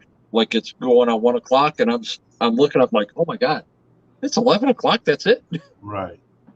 Well, you better jump on it because I want to say they're about to go out of business. What the heck? And from what I've heard, Horizon will be getting rid of Red Cat. Yeah. Yep. So Red Cat is going to be their own entity. They're not going to be dealt with through Horizon anymore. Yeah. Yep. The Horizon bit was only a temporary deal. Yeah, because they're not letting the hobby shops have any flexibility on price point. Yeah, we've never dealt with Horizon for them. Why would you? You're right there in your, what, a mile away from you, said? No, they're downtown, but it's not that far away. No. We usually get stuff within a day or two at the longest. Put it this way, before I got sick and all, after Tim and the guys got back from the Chili Bowl, he asked if we should order some of the Monte Carlos. I said, yeah, one of each for the colors. He ordered them. They were in the next day. Wow. Yeah. So, yeah, that's one good thing about having them right here in town.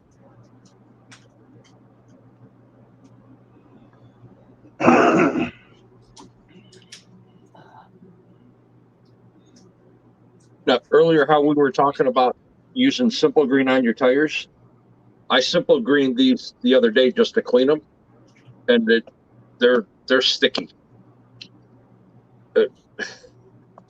I mean, so that's what I want for my comp, though.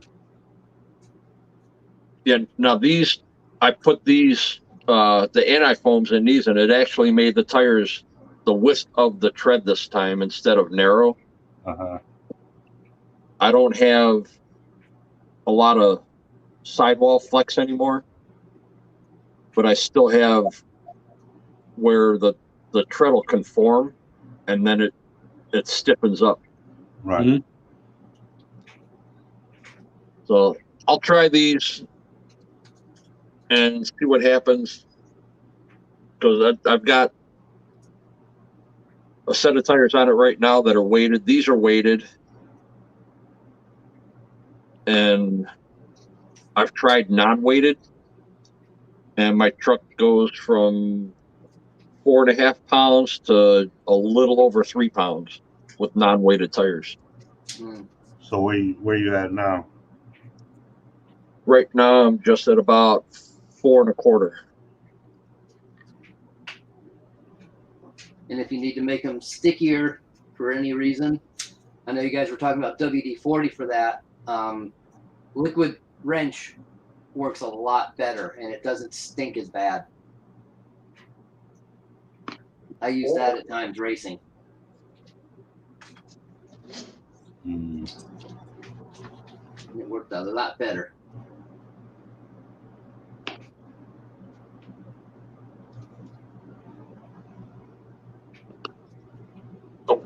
Or you can use Niftec. The heck is that? It's a traction compound. Never heard of it. And then this is old stuff. Old TQ Racer's Choice. I remember that. Jesus, that's the all metal can, bro. Yep. Yeah. 4 ounces, and I probably have a half a can left. And this can is pretty old. I'm gonna say. Oh, yeah. Whoa. I mean, it's so sticky, it just grabs onto everything.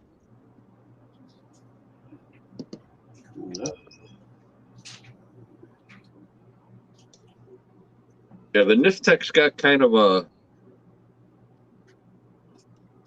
petroleum smell, Yeah. and the TQ is like a orange, like a tangerine smell. I know they had one that was had more of a spearmint type smell at one time.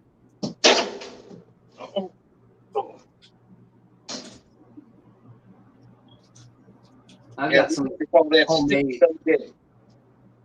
What's that? We used to call that sticky Bengay. Yeah, that's sticky Bengay.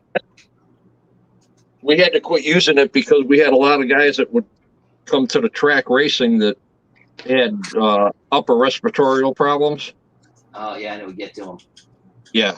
So we started using an odorless or the stuff that had like a tangerine smell to it. Makes sense.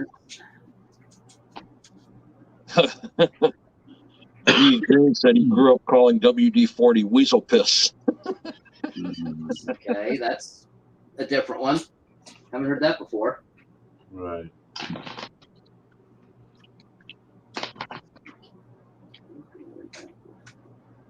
Oh, Kevin Gibbs has the first Gen 8, the first Scout from Red Cat. Nice. Yeah, we got a couple customers that have those as well. They're still a great truck. Oh, yeah. Yeah. And Unknown says he can't wait to try out his Trailmaster 21 turn tomorrow. Good Nice. motor. $20 motor, you can't beat it.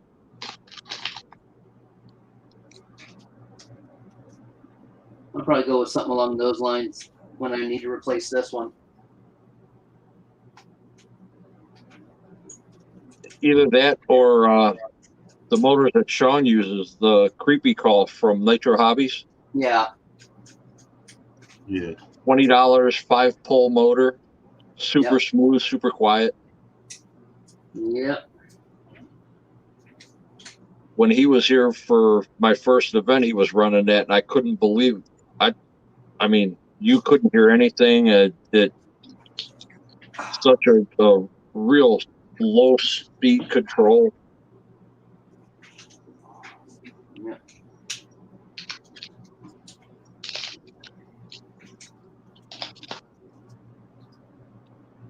doing this like 10 times.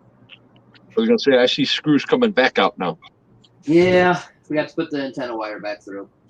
Ah. Not a big deal, just one of those moments. Right.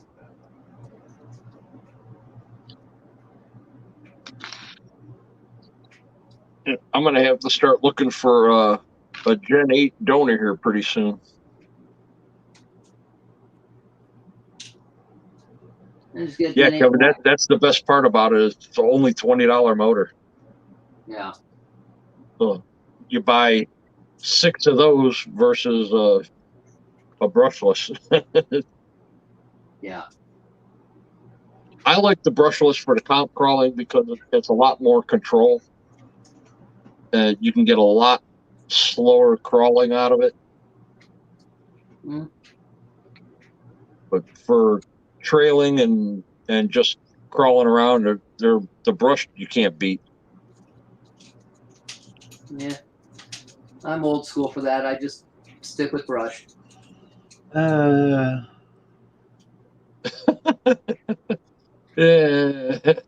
Mm-hmm. I'm a little bit of both. Well, for the brushless that you send here to have put in certain things, you should have just spent a couple dollars more and got a name brand brushless. I got Other than that one. I mean, it's $65 versus the other ones that you sent over here. the Surpass. Yeah. That blue one? That I pulled that out of. What did I pull that out of? I pulled that out of a short course truck. Yeah, you wanted to put it in a camper. Get the fuck out of here.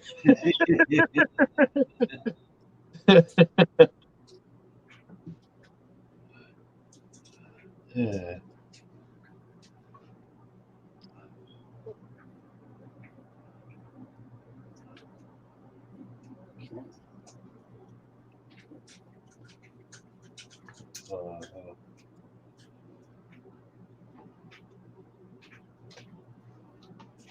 The only thing that sucks, I can't get to one of the bolts for the exhaust on this side, but oh well.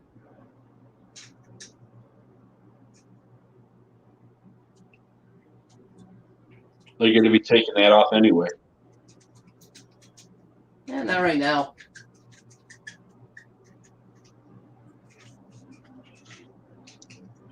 When it gets pulled off, then the rest of it will come off. Yeah. But until then, I'll leave them. If it ain't broke, don't fix it. Exactly. And my Within reason, that is. I'm running brush.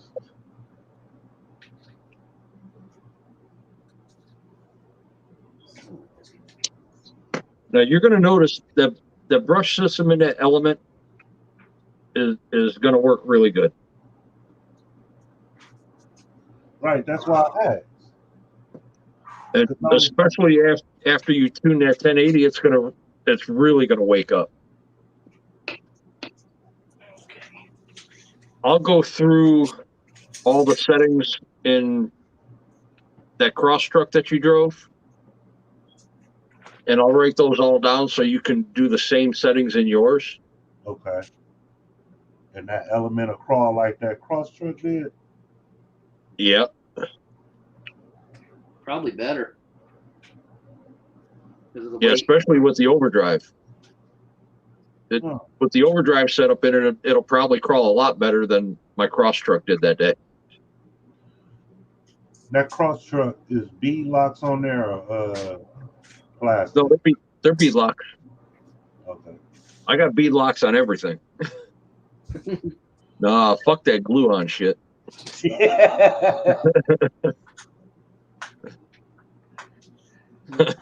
No, I didn't glue on shit. I got that HPI 8-scale rally car, and those are glued on. Well, not anymore. They're not. Couple runs and it blew the tires off the rims. That's about normal. Oh, 3S Mod 1 gears, 65 plus out of the box. Yeah. Yep, The WR8 is a beast. Yep. And I'm going to have to do a search for another body for that. Good luck. Yeah. What happened?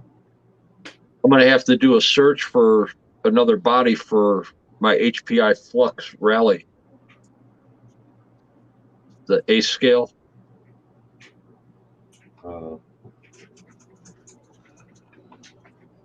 Tim Block car. Traxxas rally body doesn't work. Nope. No. Wrong size. Way too big. Way too big. Their ace scale compared to HPI ace scale, you put those two side by side, HPI looks like a 10th scale. Yeah. It's I don't know what Traxxas was thinking when they came out with ace scale like that. That's No. that's I think fucking these are going to work. I like them rims. Yeah. Are those stamped or are those aluminum? Those are solid billet. Hold on, bro. Those are gearheads. Oh. Yeah, they got some nice rims. I've got 5 of these. And you need one more. I can get it. They're $35 each for the spares. So, yeah. 2 more. No. I got 2 there. Got these 2. I got the other one over there. Yeah, and then you need 1 for the back. Oh, a spare tire to put on the bed? Yeah. Just No, doesn't look that good. No. No, that's a Mercedes. You don't put a spare on the bed. No. It just went from Mercedes to Dirt Sadies. Right. Yeah. So, yeah. And, I mean, these things are 6 ounces each. Nick, I need an original HPI ace scale rally body for the Flux. Yeah. That's really the only body that will fit right on that car. Check Team Blue Groove. Yeah. Yep. And that's the one Tank said they're out of Canada? I don't remember where they're out of. I believe so. Hmm. Yeah. Yeah. Okay. I'm going to put all those on the back right now. I'll just wait for the fronts to get here, and I've got 1 more of the same tires, too. Okay. So I've got a full set of those. Sweet. What tires are those? These are the old Proline Hammers. Oh. Okay. Got nice foams in them. Only thing that sucks is the feed locks themselves. All those screws. All those screws. That ain't shit. I was about to say that ain't shit. The ones I just showed you, there's 32 screws on just the front. Yeah. Like that. Right. And that's on the 1.9s. I didn't grab the 2.2s. Yep. I ain't Yeah, that okay. crazy. Yeah, no. Yeah.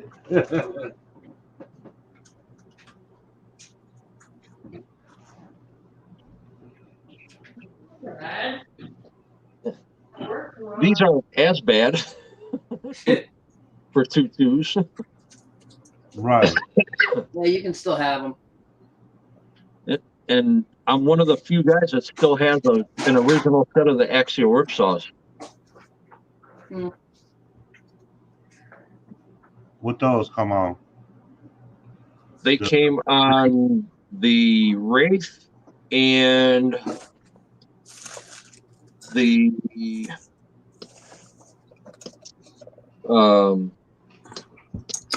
Spawn. I'm gonna say, so are they still on the race spawn? Because I see you can still get that, and No, they quit making these about 6 years ago. so what comes on it now? Not even sure. No clue. And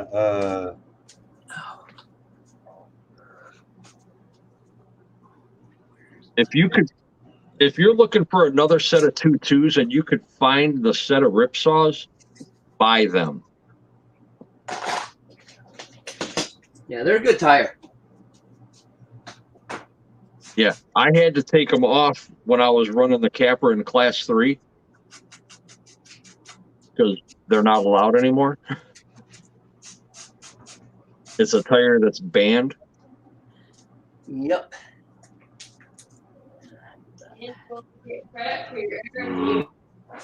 Oh well. oh, that's the rock crusher. Yeah, I showed you the other night. I got a set of those. Yeah. Yeah, I've got the smaller ones. Yeah, these the 2.2s. Yeah, I've got the 1.9s. I think they're 4.19 or maybe a little bit smaller.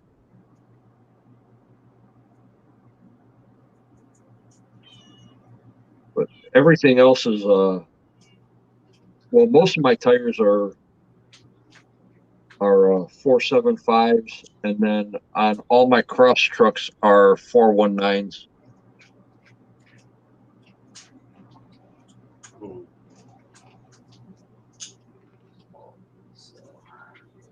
So class 2 is 1.9 then, right? Yes, you can use 2.2 rims and stretch 1.9 tires on them, but you can't run a 2.2 tire. Thirsty like that. So 2.2 tires is only class 3. Yes. Yeah. Yep. 2.2 tires, rear steer, dig, winch. Class 3, they allow you just about anything. Yep. So then the R1 should get all of the rest of that. Yeah, the R1 is class 3 based. Because you can't run a tube style chassis in class 2. Yeah.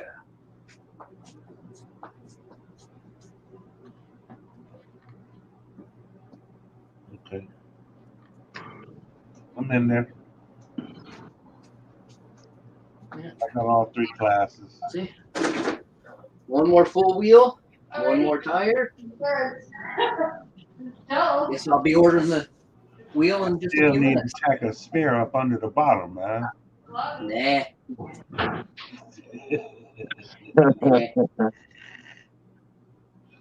Put the little crank. It's a mall crawler. They don't carry spares. Exactly. Now, these stick just a little bit out from the fenders. Just a tiny little bit. That's cool. Nothing wrong with that. Yeah, No. A little bit of body protection. Yep. Yeah, that ain't bad offset. That added some weight to this thing. Yeah. Yeah. Cool. Must be that servo, huh? Yeah. And they're close, but they don't touch each other. That's the best thing. Yes. Cool. Oh, man.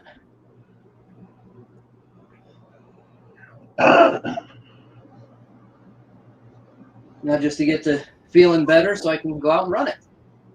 Yeah.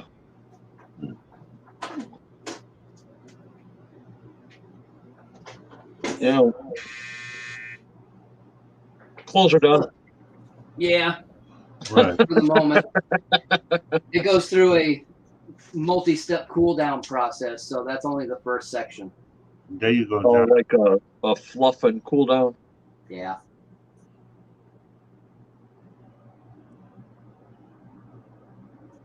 Yeah, right now I'm brushless on mine right now too. What do you have in yours? A Castle? I got a Sidewinder 4 with a 3800 kV. Okay.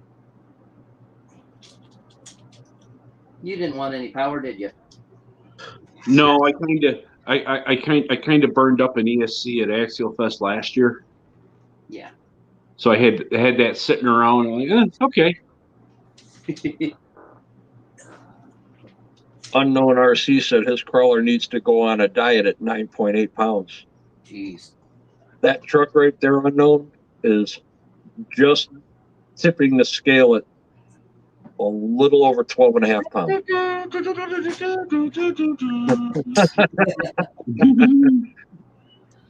And- Her Royal Majesty. Hear ye, hear ye.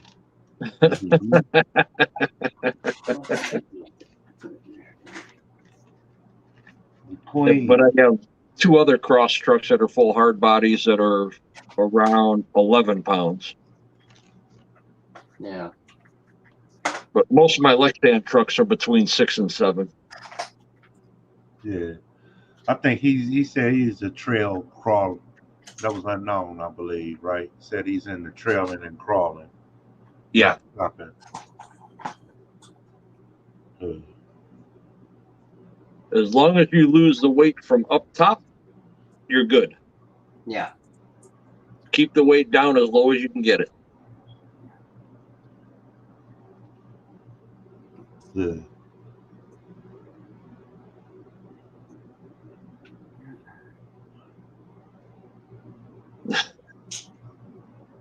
Yeah, 14 pounds, that's a heavy Jeep.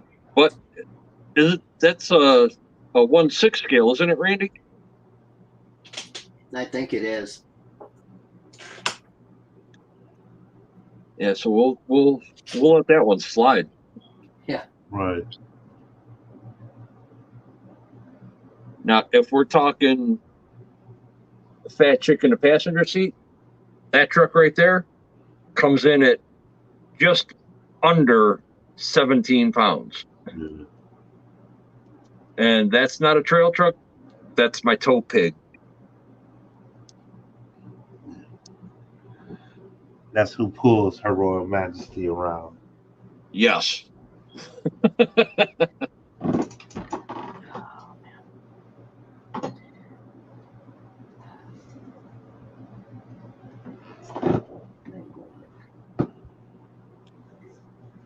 And the Cross HC6 that I'm trading Tony is a little over 18 pounds, and I'm not done with it. So I'm trading that for a 7-pound truck.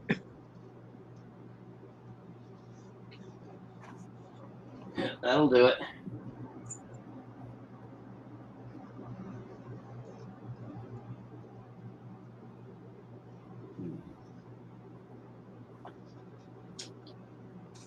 Well.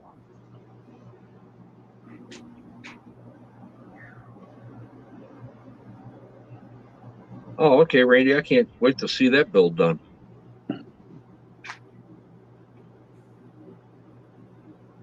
The record's at 12 pounds. You know, I was even thinking about getting a plow for one of my other cross trucks, my dually. What's that? The one cross truck that I have, the PG4L, it's a dually. I wanted to get a plow set up for that.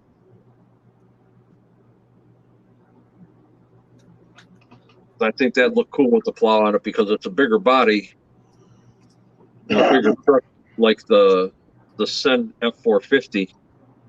Yeah. What's up, Lyle? What's going on, Lyle? What's going on, Lyle?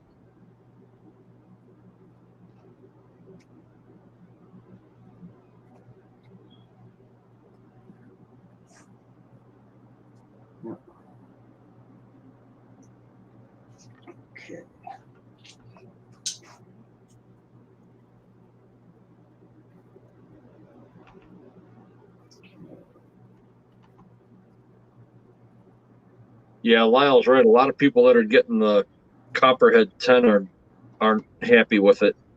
A lot of them are getting rid of them. I just seen a guy on Facebook the other day posted a brand new Copperhead with a brand new Three Brothers 20 or 2000 kV version 1 was selling both of them for $150. Wow. Brand new. Put them in the truck and didn't like it. And what's that for? For crawling, for the Copperhead 10 and the Yellow Jacket 2200 or 2000 kV brushless.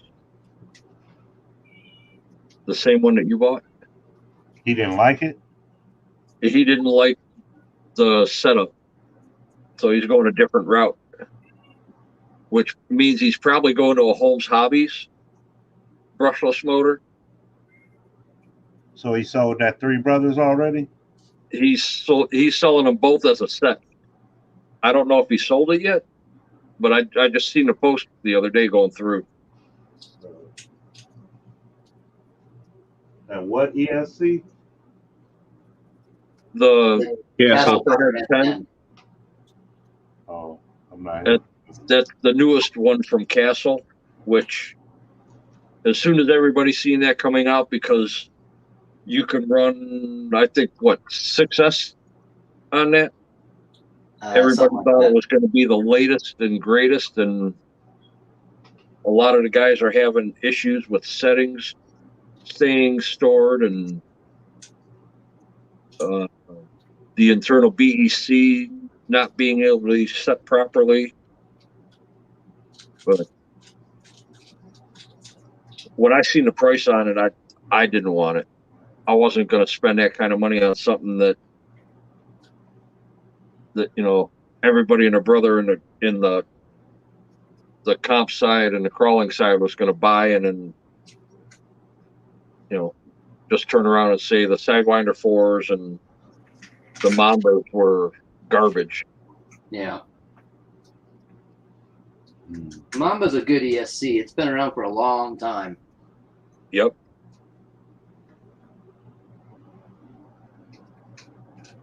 And I told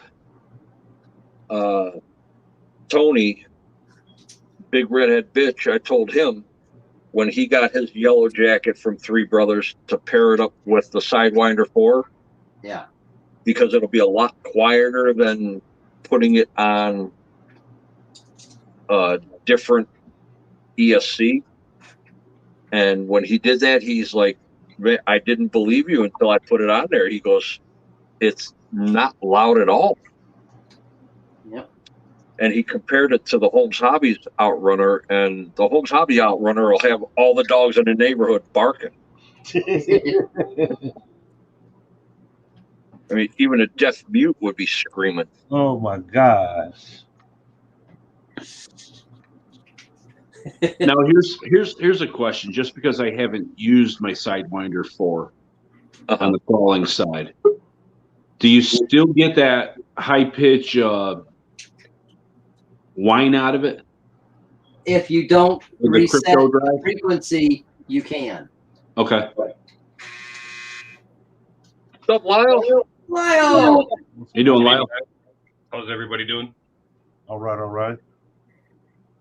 Living. What's up, Tony? What's going on? Just Tony? like Tony said, Holmes Hobbies has a certain pitch. Yeah, loud. That's their pitch. Those Viper 10s, they squeal. They're funny. They sound like a little turbo diesel winding up. Yeah, I've got the Sidewinder 4s on both of my Outrunners from Three Brothers, and they're super quiet. Tony said, Little Red Riding Hood. That's not the first time I've heard that.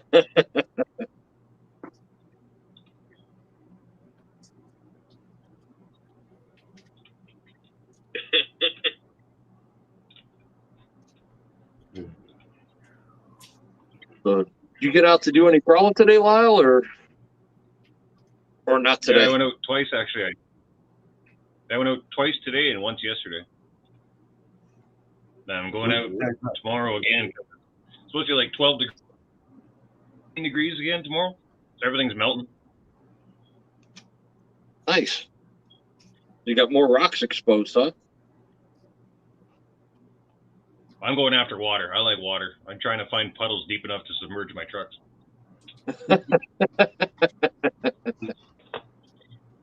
Which reminds me, you guys were talking about weight again earlier. I think you guys are all crazy down there with your heavy trucks. Ollie, look out. Get out here.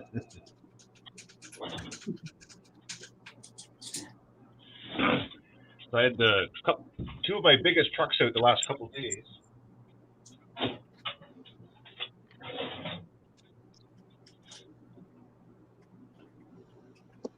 I have some skinny ones and I have some fat ones. Get out of here. I got a little bit of both. Yeah.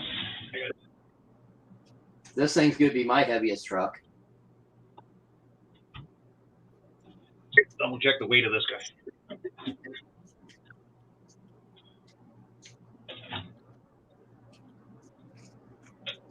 A while looked like the Flash there. Picked up the truck and was gone. 9.6 pounds. That's my heaviest. 9.6? That's my heaviest truck. TRX. That's my tow truck. That's what tows my boat. Cool. The TRX 6 is 9 pounds even. So it's half a Got pound Nolan lighter in the than that building. guy. The hardest working one. The TRX 6 is 9 pounds even. So it's half a pound lighter in the than that building. guy. Such a YouTube. The hardest working one. You gotta, 6 is 9 pounds you gotta touch the YouTube off. Yeah.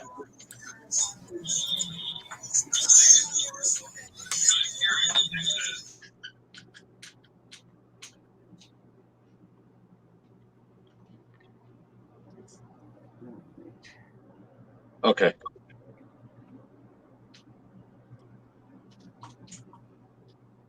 You good?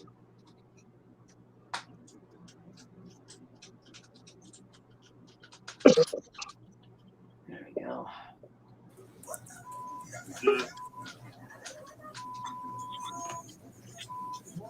You back on?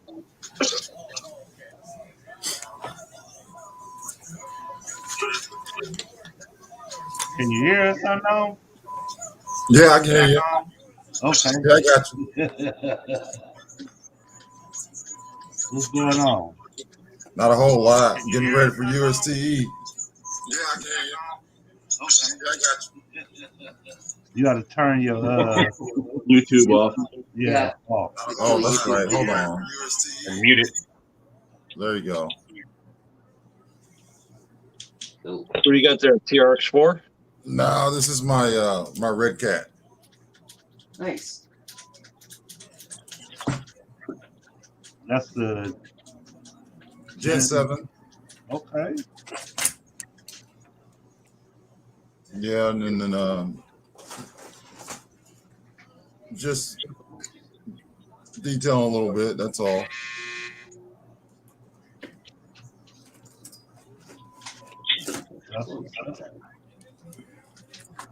And that was the sport. No, it was the Pro, and I had wrecked the black body on it, so I ordered a new body and took some of the stuff off the old body, put it on the new body. I didn't like all the roof rack stuff on top because it made it top heavy, so I took all that stuff off, moved some up to the back, and took that back tire off too. So I got all the weight in the front and in the middle, but it's all down low. Cool. Gotcha. Yeah, and this is what's going in it tomorrow. The sport, 21 Yep. turns. Yep. Homes. Cool. Sweet. Is this going to be your first time at USTE or have you Yeah, been it's there gonna be my before? first time. Yeah, it's going to be a major move because I deal with PTSD. So I was like, you know what? Instead of sticking my toes in the water, see how it is, I'm just going to jump straight into it. Right. I mean, I might as well do it now. Have you been to 11 Charlie's streams?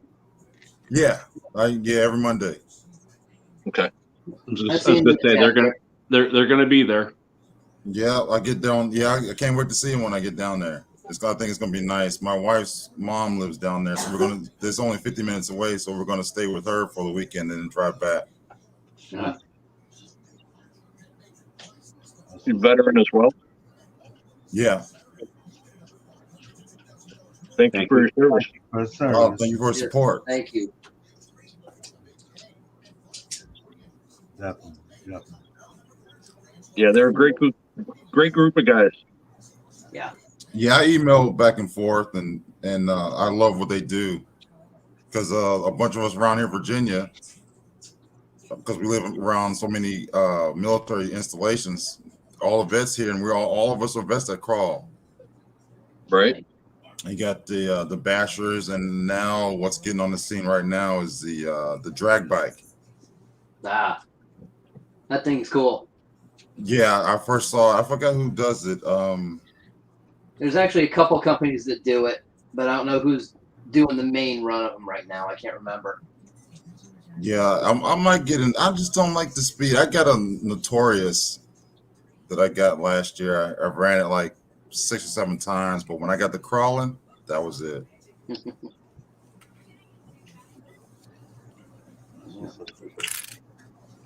Is that the only crawler you have? No, I got a honcho sitting on the couch. Hold on, let me go get it. Oh, got something that you guys might find interesting. Something I forgot I had. Digging through my pile of dead bodies again. Let me just grab something to clean this off with real quick. No, this is my other crawler. This is my honcho. 10-2? Yeah. I like So to add you came with that big sticker sheet. Yep. So what I did is I cut them. I was bored and I sat here, couldn't sleep. And I just made my own camouflage pattern. I like it. That looks good. I put the lift in the back. Oh, nice. Yeah, it looks a lot better than just sticking a whole decal sheet on there. Yeah, I did want. I was like, what am I gonna do? That's like had inside me. Just went with Exacto and went there. I think it was pretty good. That looks really good. I like that. Thank you. Well, yeah, there's only 2 crawls I have. I don't know what I'm gonna get next. One of these. Anybody recognize that front end? That's the original. Oh man. What? Dingo. Yeah, there's a cage kicking around here somewhere for it, but yeah, I forgot I even had one of these. That's original Dingo body. You want to crank that up? The original Dingo block.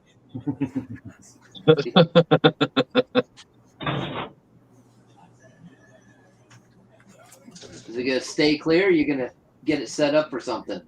Oh, I don't know. I don't remember what the wheelbase is on these guys. I can't remember. 12.3. I think it might be 12.3. Well, I'm gonna give it like an 11.3. Yeah, the Dingo is a shorter wheelbase. There's wee little dots right above the wheel wells. And if I go from center dot to center dot, she's pretty much 11 on the button, just over 11. Wow.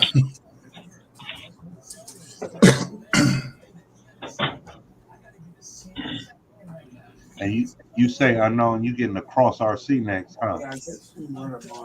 I don't know what I'm gonna get for next crawl. I really don't know. I like the element, but what I think I might do, since I got a 3D printer about about a month, 2 months, about a month or 2, and I might do a Chevy half cab with a flatbed on the back, and just build off maybe an XDS 10.3 chassis. Cool. But I'm still looking. I kind of like the Red Cat Gen 8, even though it's a little older, but I like that one too. Nothing wrong with old. Nope. Mm-hmm.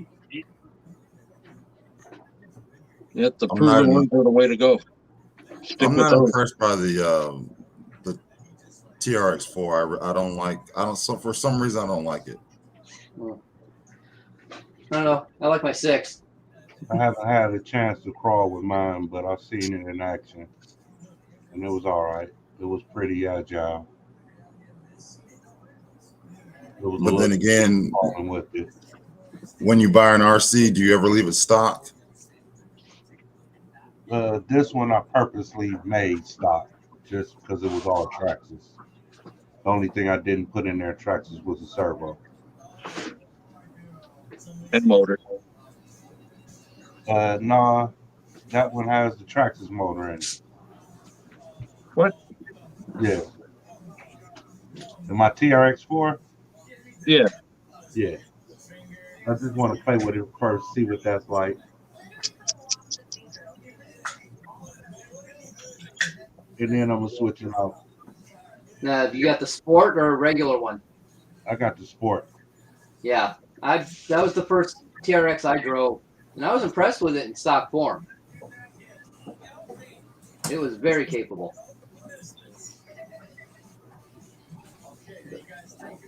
All right, Nick, take care.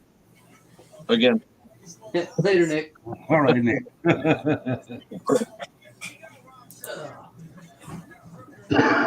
He left and come back again and left again. Yeah. Came back. Did again. Yeah, this time he says, night all, not coming back after this. Nonetheless, goodbye.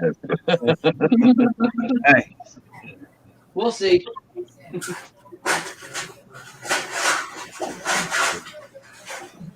Okay. Mm-hmm. So you privy to Red Cat then, huh?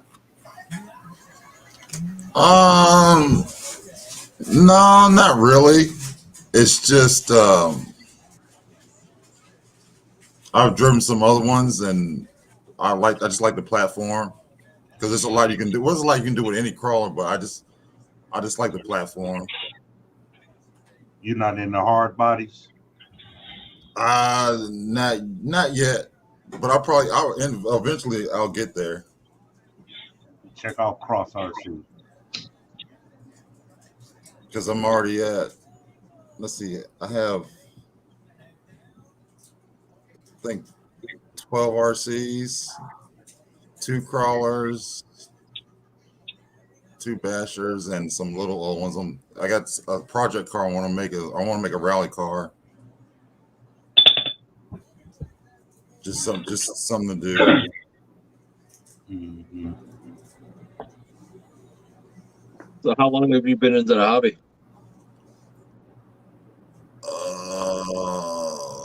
Let's see, since 1984. Yeah, because my dad had just got back from Germany. We got stationed in Fort Hood, Texas. Yeah, and my first Christmas, he got me I can't think of the name it was. I can picture it. It was a Tamiya something. I can't remember. It was red and black. I got it for Christmas. I couldn't stop playing with that thing, and ever since then I got hooked. And then I went away and I went to drones. I still fly my drones, but then I got back. My uncle passed last year, and I got his Traxxas UDR, and I made it. He was work for LA County Sheriff's, so I made it to a sheriff's car. So I'm still not finished with that. I got to get some a light bar and put his name on the driver's side, and I'll be done with it. Sweet. That was my actual first ever build. Matter of fact, let me go get it. I can show you that one too.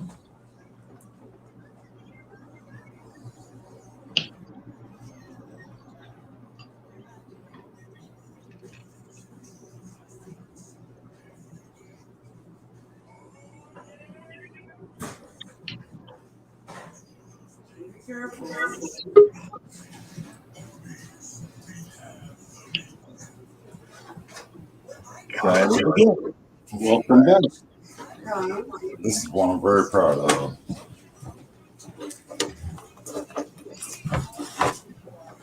Yeah, this is you work for the LA Sheriff's Department, so I just did that. Nice. Sweet. You know, and I want to put a light bar on it, and it's just I didn't do anything to the chassis. Pretty much, I didn't do anything. Change the motor, get it up a little bit more. So yeah, this one's special to me. Sweet.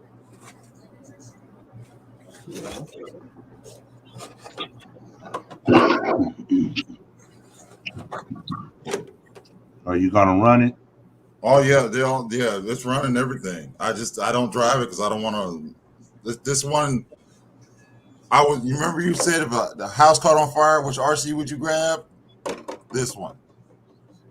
All the other ones can burn. This is the one I'm grabbing right here. Right.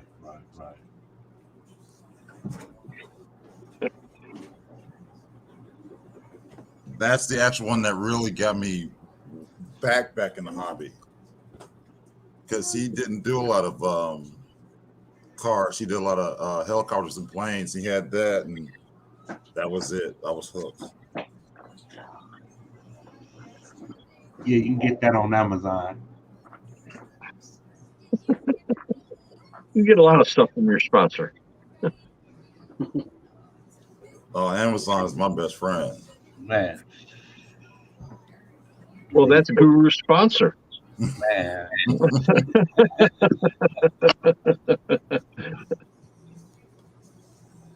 Every time they roll up the street, my wife just look at me like, No, my wife's the same. It's like, what's your order this time? just go across the street. It's them across the street. It's these people next door. And then the people across the street and next door see one coming up, and they're like, "Is it for me? Is it for me?" And now it's for him.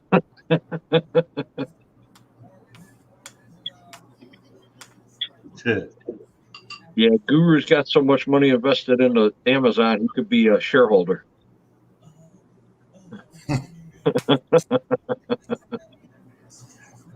Hey. Amazon Platinum. I wish they had an Amazon Platinum.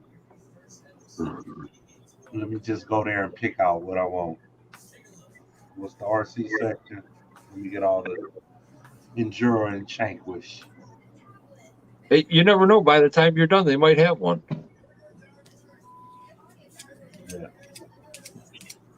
Yeah. I got a question for y'all. Do now, since the Bronco came out with the first body and they're coming out with a full-size Bronco, you think they'll change that body? What do you mean, the old one or the 2021 body? The 2021, 2022, because I just saw the picture of the full-size in a Car and Driver magazine when I was in the grocery store, and it looks totally different than the ones that are out there for Traxxas. It's possible they'll do another version of it later on. Depends on the demand for it and what people say.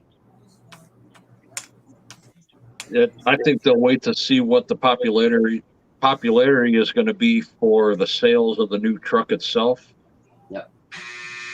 And once they get a number on that, I think they'll probably go for it. It's still got 2 more colors to come out with. Yeah, that's true. It's a blue one. We'll see. And heck, some of them are still even delayed. Yeah. I can put one on reserve, but I won't get until I think he said 2024. Jeez. Yeah, that's what I'm saying. I'll wait. Just wait for them to get the clear bodies out and get one and paint it yourself. Yeah, there you go. Clears will be out before that other one comes out. Kevin Gibbs, I agree. I wish it'd come out with a different 6x body as well. Well, I've seen a lot of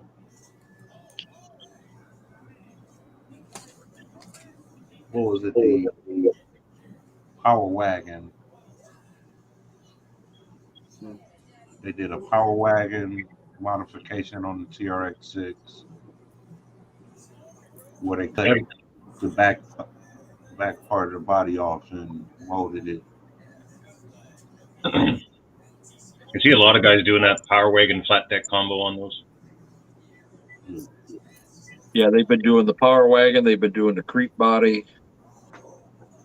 Yeah, XOKH has the 6x6. Yeah, and I just think right now between the Power Wagon and the creep body, they've overstayed their welcome already. They're just overdone so much because everybody and their brother's buying them. And you go out in the woods and go crawling, and you see 10 creep bodies come down the trail, or 10 Power Wagon bodies come down. Yeah, there was a bunch of them out with us that one day. So I agree with that.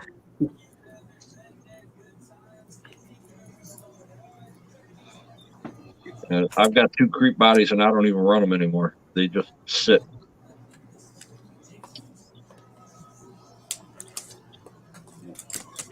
Look, I got my creep body. If Proline really wanted to change the game up a little bit, they could always come back with the double cab Power Wagon body. Yeah. And a lot of people are searching for that original body from back in the early 90s. And I'm fortunate enough to have one. Yeah. Sweet. You know, it just, you don't see many of them anymore. No.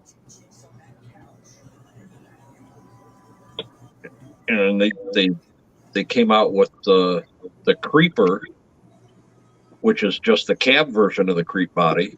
Yeah. Which, you know, that's a little, I don't mind that so a little much. more different now. Yeah. I don't really like it.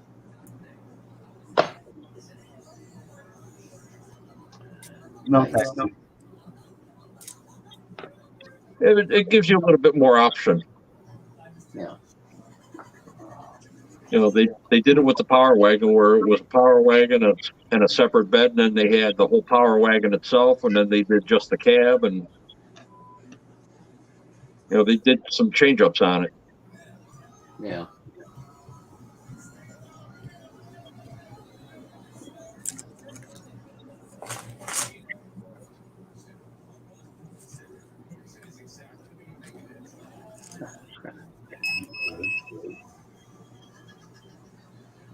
Can't wait to see that, Gil.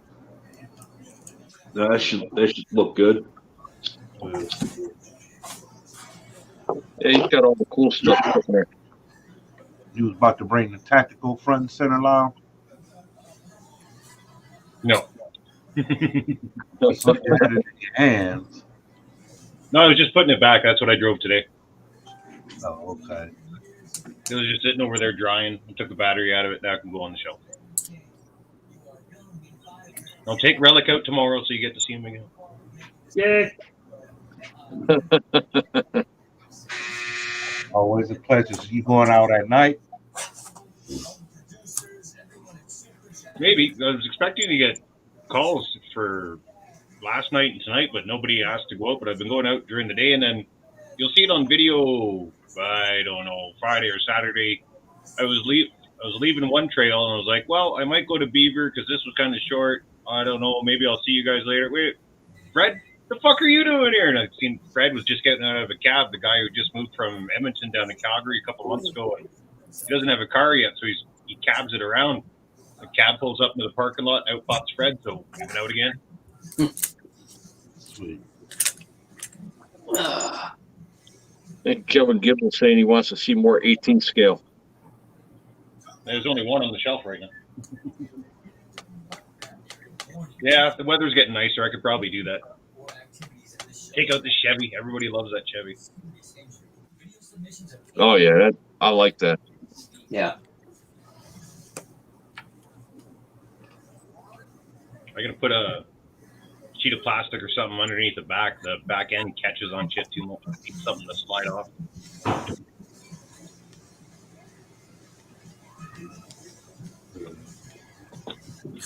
A scrap piece of Lexan. Yeah. Make kind of a little skid for it. Yeah, I got sheets of Lexan and Delrin and ABS, all kinds of crap kicking around. Something thin and light. I subbed your boy up too. Who's that? Tiny Truck. Oh, Tiny Trucks Canada? Yeah. Yeah. Hey, just won that if you saw his Instagram there today, he's putting pictures up. I guess he bought like a $30 ticket for a raffle on Facebook.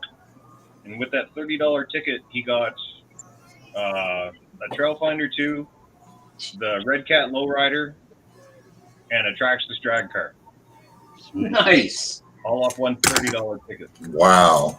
That's not almost enough. That's almost enough to make me get Facebook, but I wouldn't have $30 to enter the draw anyways.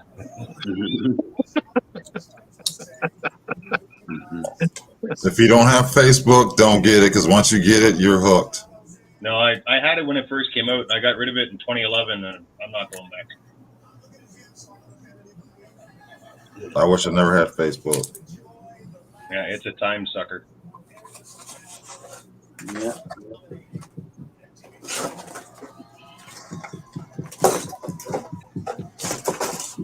Oh, All right, I think I'm about ready to run away. And thanks for having me, and I'll talk to you guys later.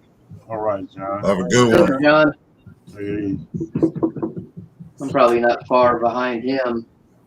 Sitting up like this is catching up to me. Yeah, it's 12:30 here for me. I'm gonna end up getting going here soon. That's only 10:30, but Yeah, whatever. when you've been stuck in laying down in bed for the past 2.5, 3 weeks, kind of got to work back into sitting up for a while. Oh, definitely. This is the first time I've been out here other than to grab a drink and go back in that time. Yep. Take you a minute to get back into it. Oh yeah. You'll be up with the rest of us at 3 o'clock in the morning, can't sleep, so you decide to work on one of your rigs because you think, oh, I got an idea. If I'm awake at that time of the night, it's because I'm hurting too bad to do anything. So I don't do too much other than just lay there and try to get the pain to subside.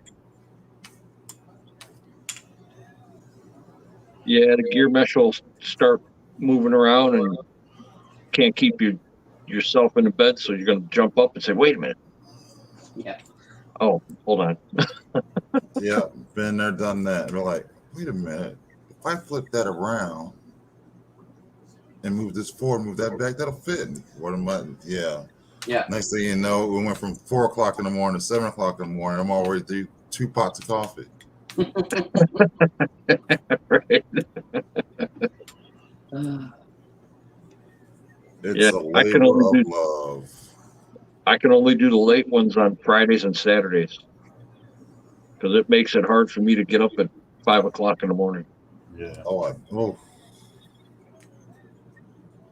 I don't miss it. You can definitely put it to an end there. I want to thank everybody for coming out and chilling with us for 4 hours, hitting the thumbs up, and thanks with the questions and everything. Appreciate y'all coming by. Everybody on the panel, feel free to stick around for the after show, at least for about 20 more minutes, not a half hour. See if I can get my guy Dirk up in there. I might stay later. But y'all take care, and I'll see y'all tomorrow on Tanks RC show. Yep. Tomorrow night, Tanks RC Talk at 9 o'clock? Release on 7:30. 9:30? 10:30 your time. 7:30 over here. 7:30. Yeah. I don't know. It'll pop up when it always pops up as a I don't know. notice on my computer or on my phone. There you go, Tony. If you're trying to pop in before we do, like I said, we. Right. Did it pop? Okay. Yeah, Tony just posted today about some crushed carbs that he's been doing for the micros Yeah, and the minis. those are cool. Yep.